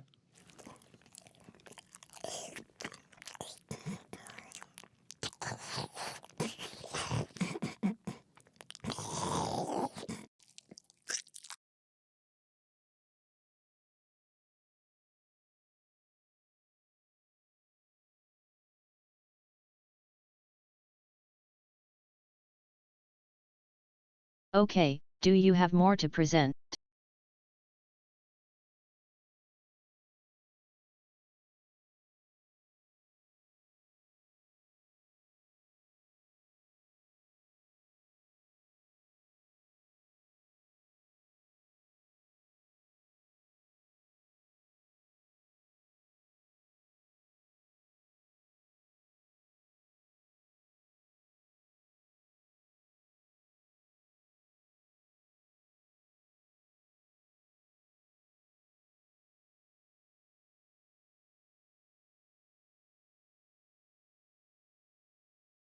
For a lot of artists getting into caricature. Then going back a little further, there was the French artist Dominique, who did a lot of editorial work back in, I think it was in the 1900s or 19th century, and did a lot of sculpted caricatures too of different character types, and they're just so fun and really, really cool. I think the video was for the TV series, but I don't remember. Monet, who in his early days did caricatures for money on the side, I guess, but he was really, really good at them. Kind of wish he'd actually stuck Yep, more like with 4 more caricatures. slides. Could have gone really far with that. So there's a lot more that I'm not mentioning that I've probably forgotten, and forgive me if there's artists you like that I didn't bring up, but that's just a few that I think you should check out. If you don't know, you should really know their work.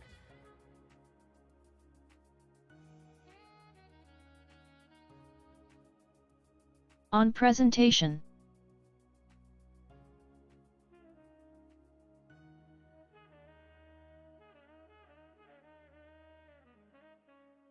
CGI computer-generated imagery, most often 3D computer graphics used for creating characters, scenes, and special effects in films and television. Matte painting is a painted representation of a landscape or distant location that allows filmmakers to create the illusion of an environment that is not present at the filming location.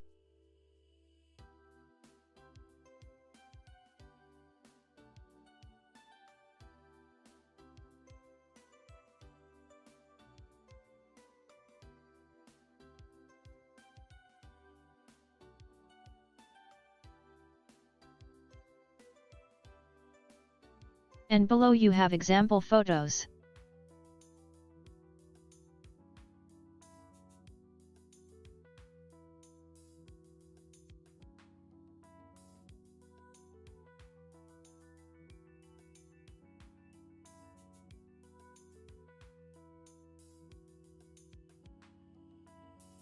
Okay, that's good to know. I didn't know about the matte painting.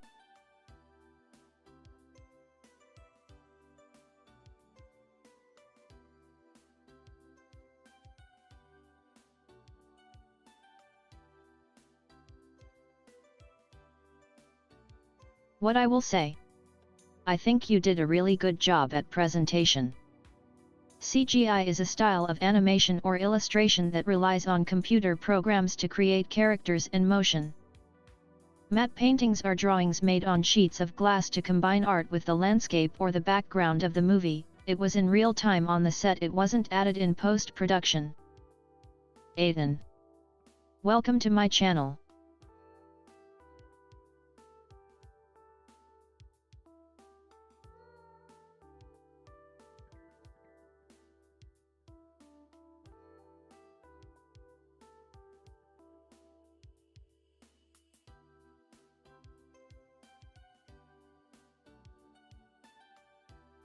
Oh, I didn't know the matte painting need to use glass. Interesting. I only know about matte painting because we had it in class last year.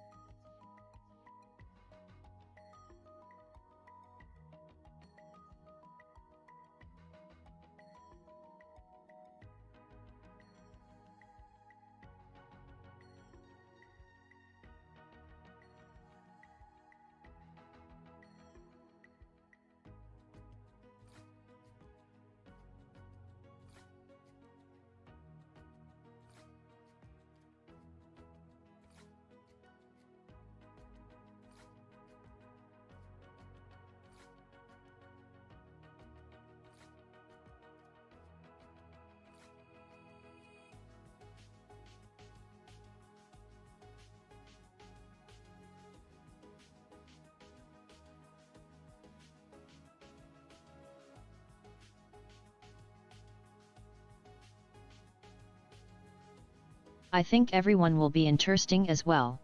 Maybe ask them a trick question for this matte painting. Like let them guess what is the material that matte painting used? Bloodluster. Welcome to my channel. Presentation, bullet time, a visual effect created with the use of multiple cameras to give the impression of slowing down or stopping time altogether. Digital compositing is the process of digitally assembling multiple images to make a final image.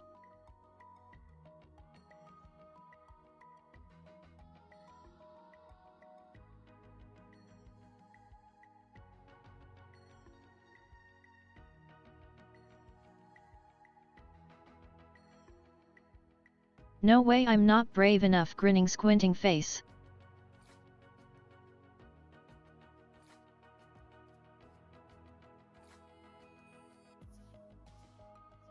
LOL, yet, I would do the same.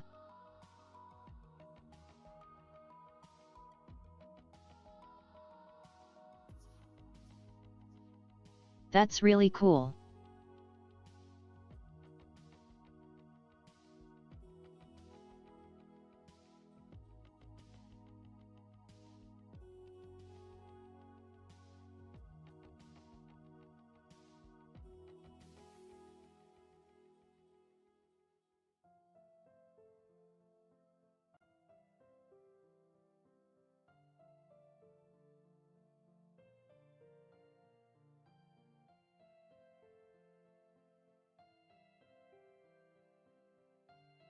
Bullet time. It's a special effect in which time is slowed down or temporarily stops the action to such an extent that the observer is able to notice single bullets.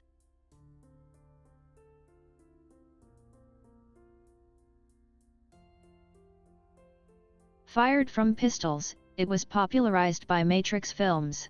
Digital composition as it is shown here, its few photos and or drawings joined together to make a more, like it's shown here on the photo, the mountains were added in and the lightning too. It's also used when 3D models are added to footage from the camera.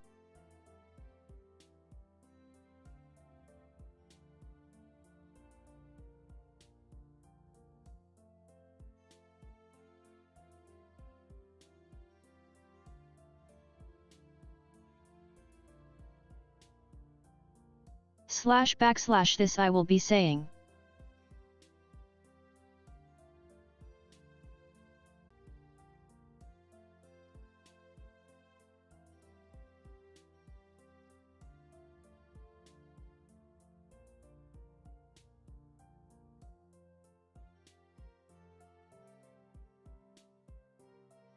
Yeah, you will be good.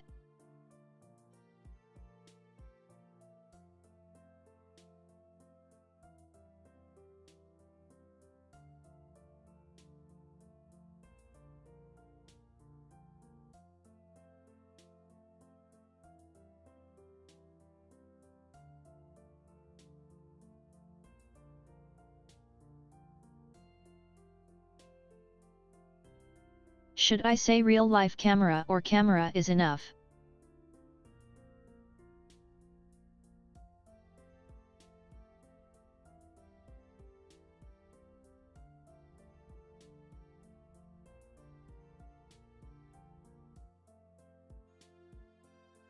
What for?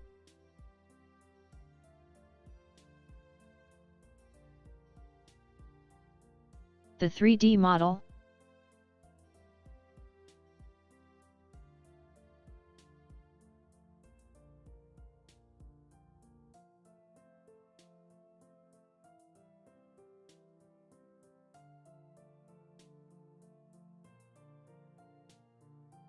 Yes.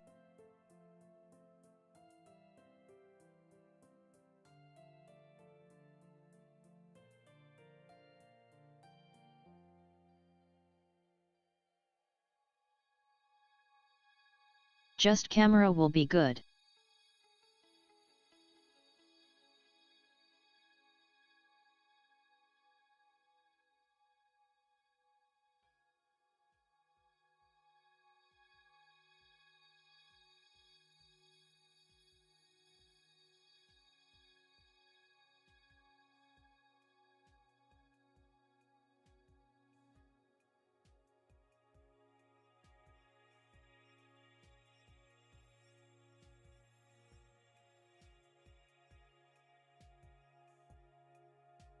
Okie, thanks Red Heart.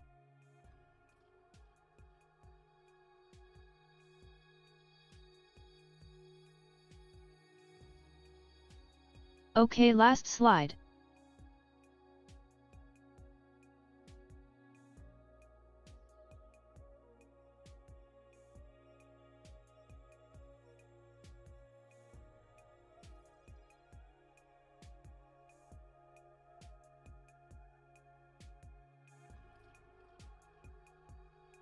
Special effects are used in films because we use effects to set the mood, add clarity to your story.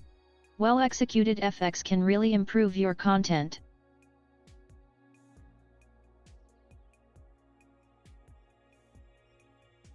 On presentation //.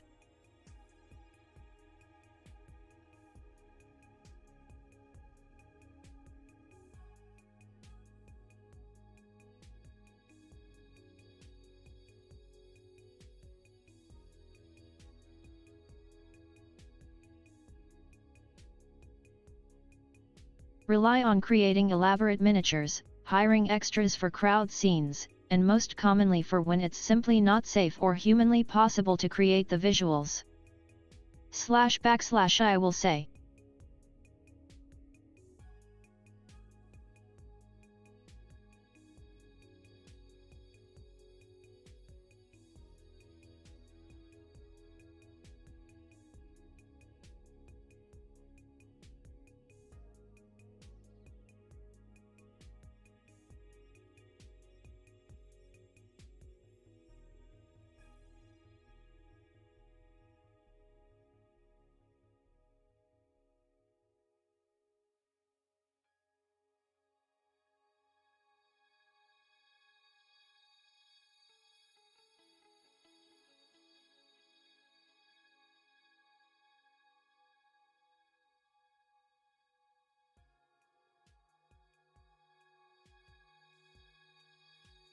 Wow, I feel much better, thank you for your help MD. Smiling face with smiling eyes.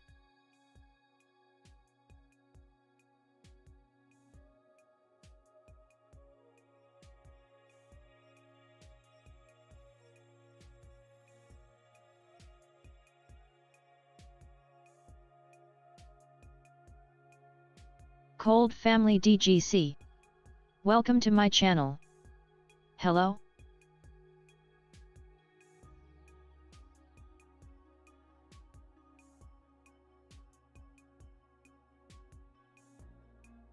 No problem. Give me the example of VFX that come up to your head now. Laughing face, hello Cold Family. I feel like I'm not stressed at all. Grinning cat face.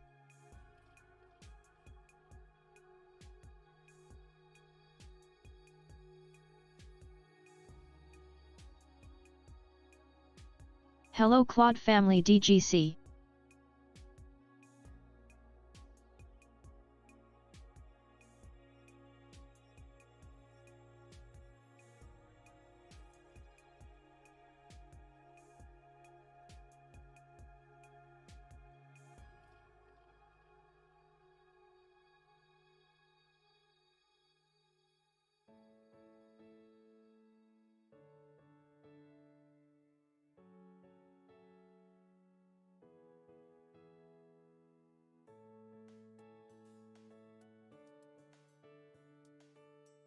Can you draw cooler?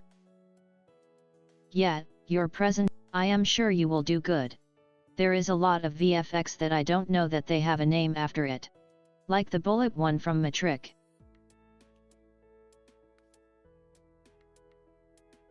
Cooler liek a box cooler your drink?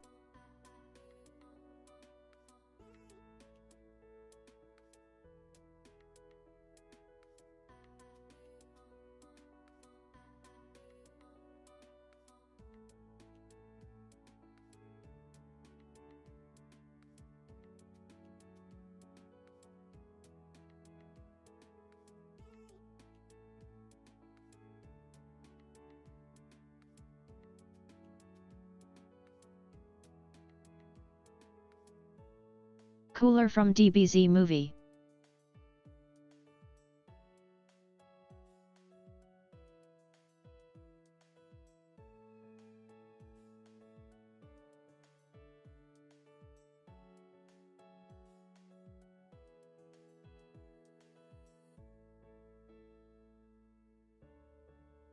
He has 4 horns and a mask.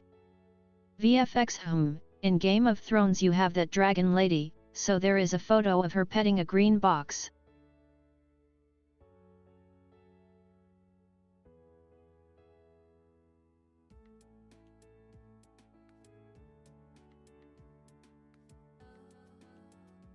And after the VFX there is a dragon?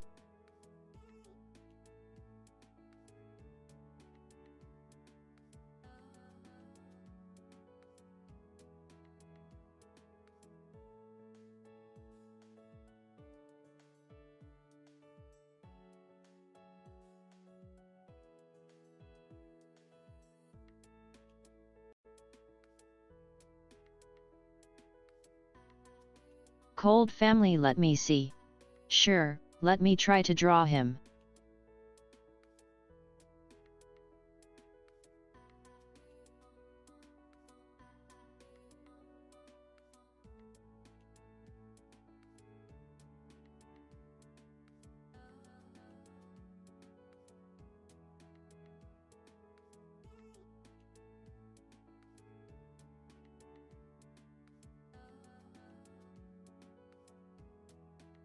Paulina, and what is that VFX categorize?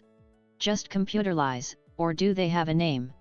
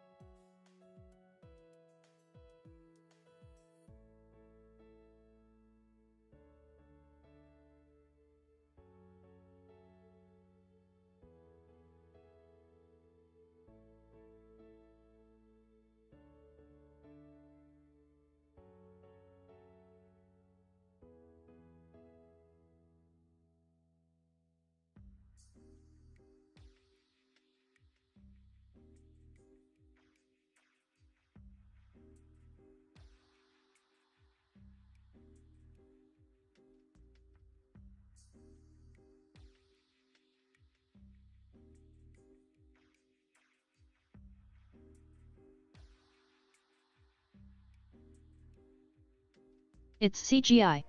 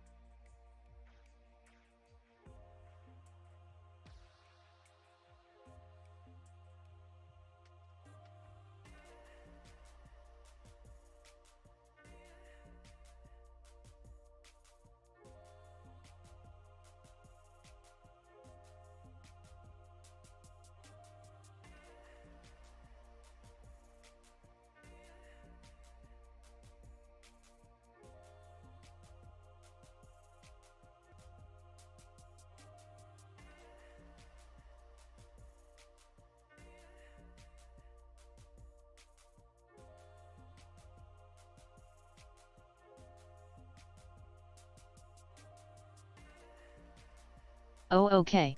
So what the example for the Matpata 9?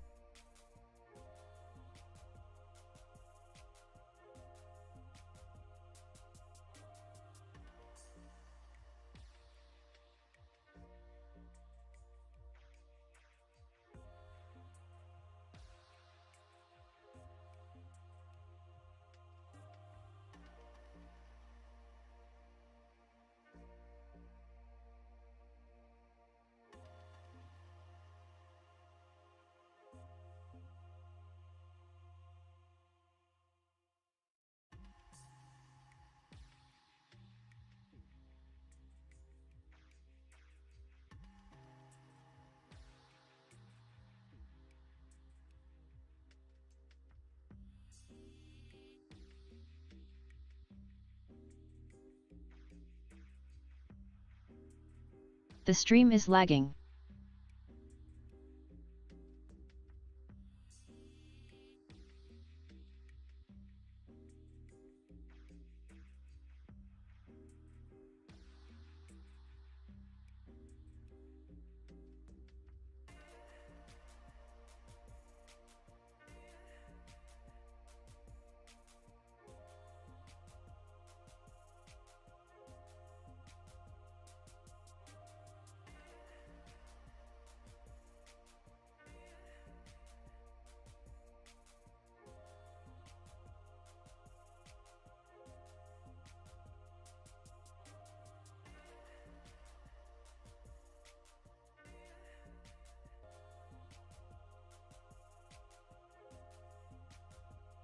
Oh, is it better now?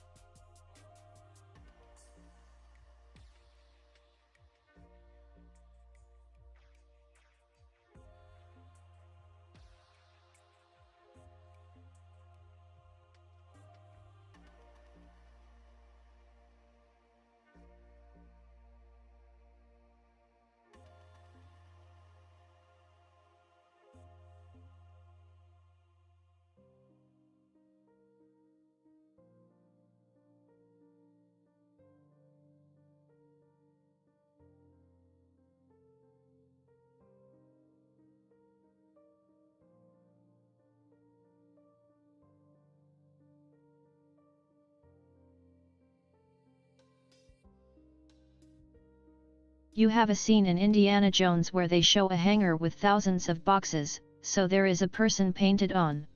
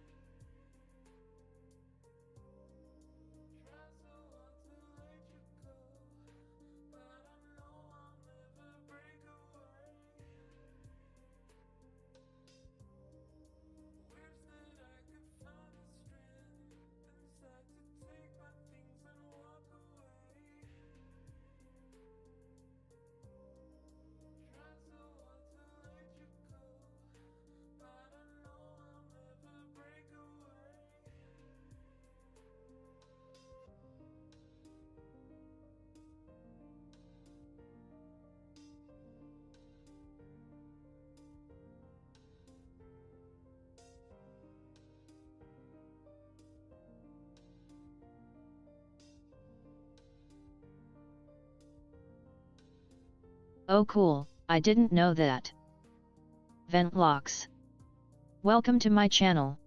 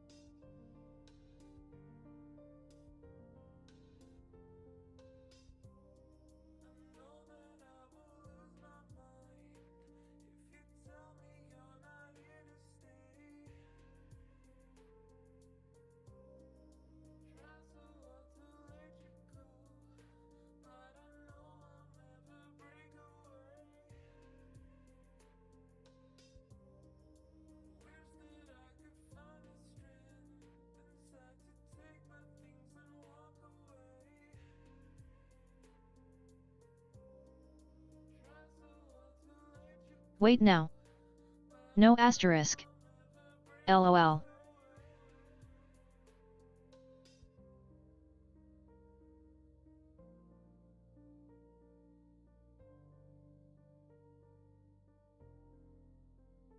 The boxes are painted on. I looked at it wrong. Brew. LOL.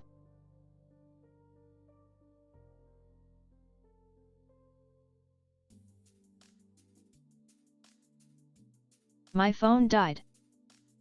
LOL, okay.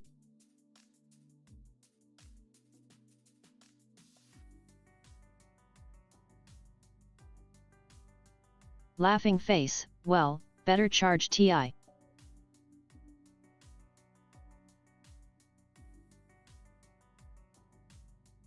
I should have told you I just wanted the headshot.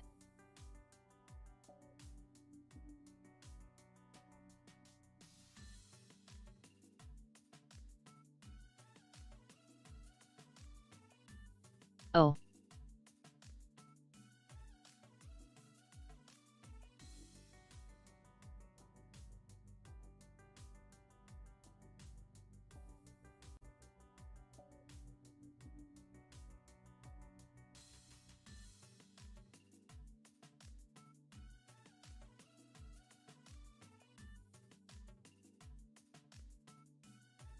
You can find a headshot of him before the mask closes, please.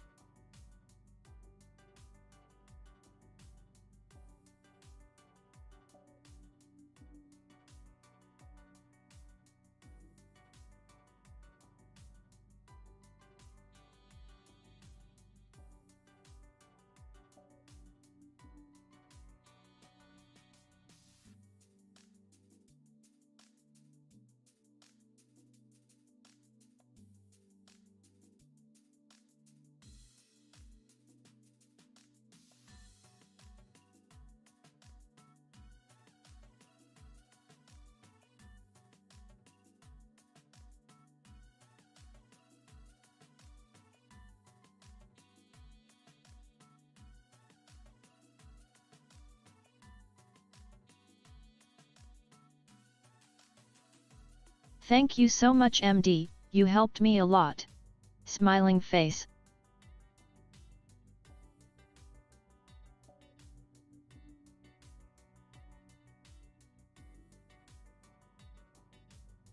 Sure, no problem. Both of you.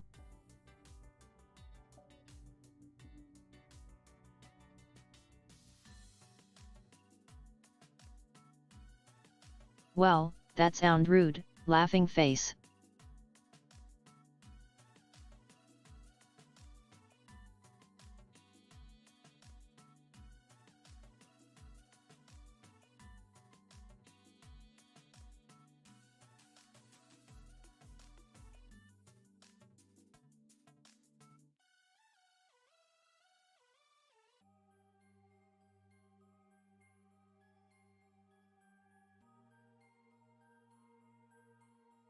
Remove movie from the search bar.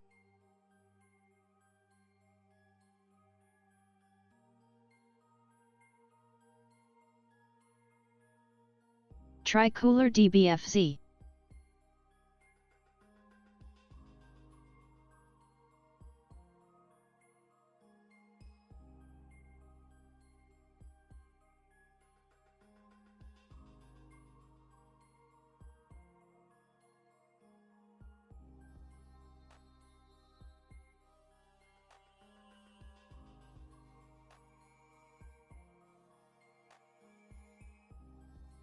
Wait, without the mask?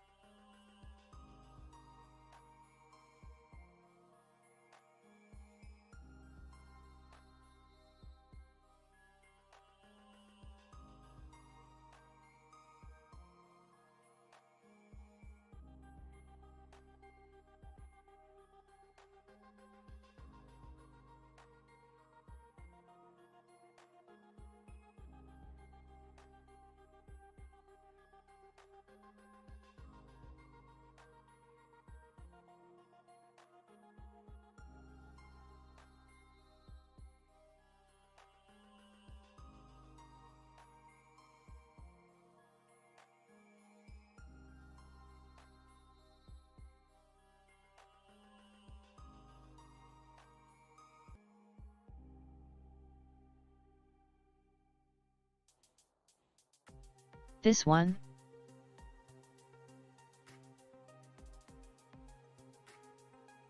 Yes, without the mask but still with the horns.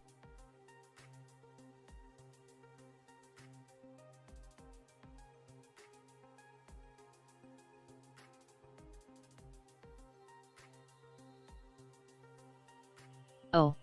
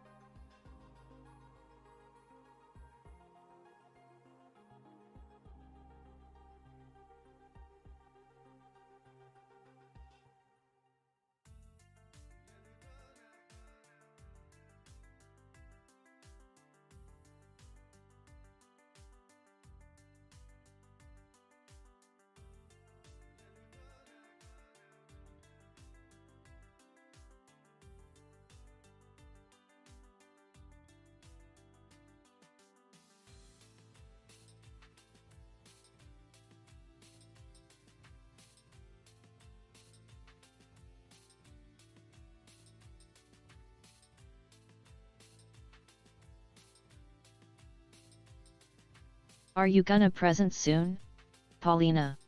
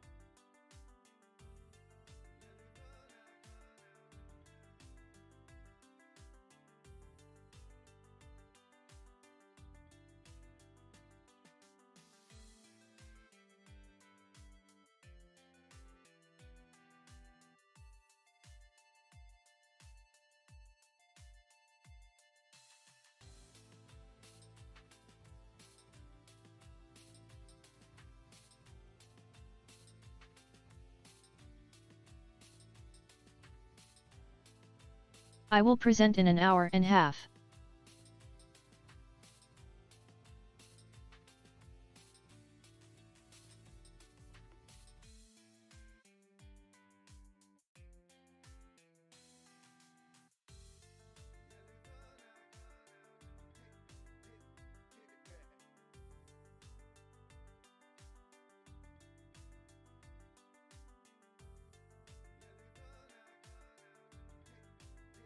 It's the image where he's had the horns, but you can see his lips.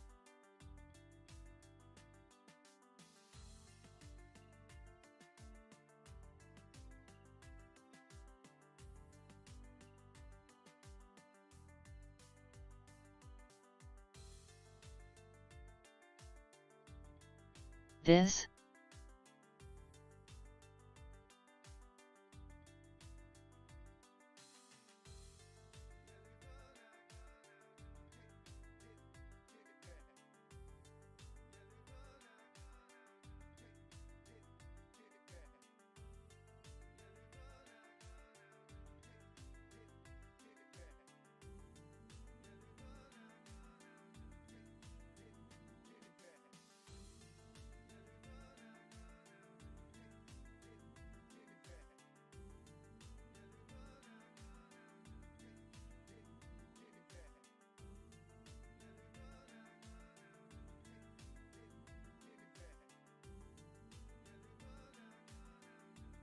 Yes, please erase everything else and just do that.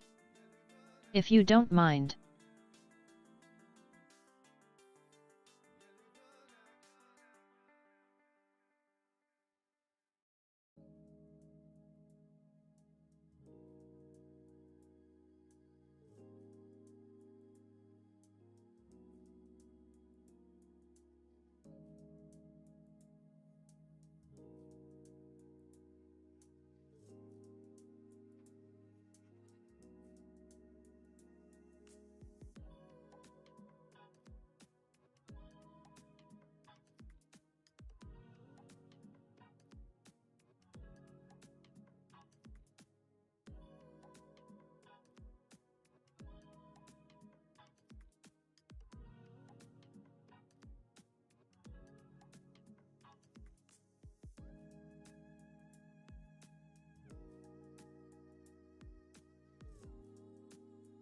Yep, gotcha.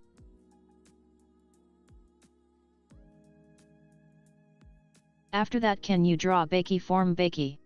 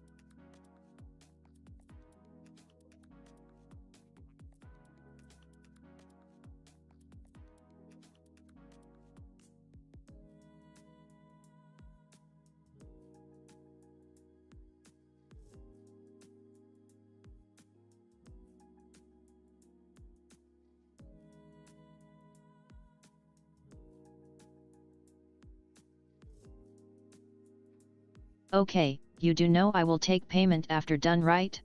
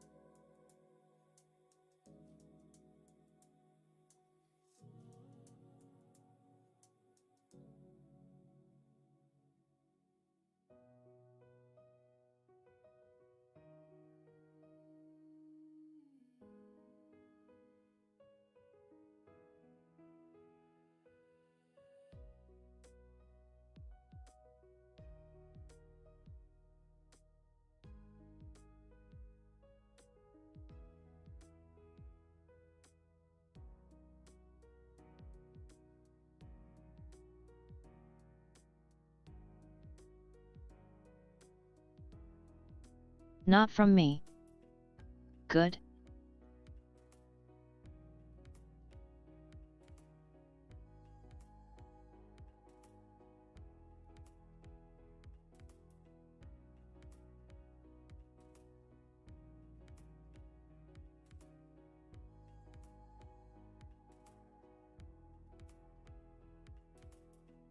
Not I, sir. I'm kidding. Laughing face.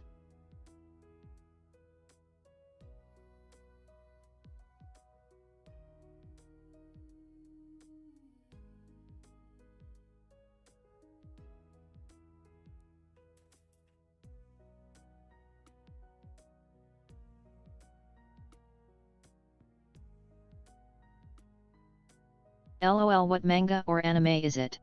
Look really fun.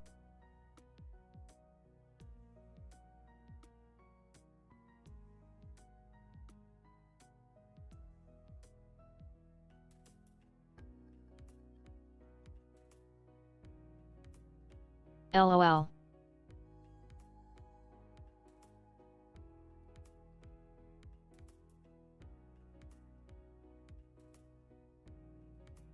XDDD.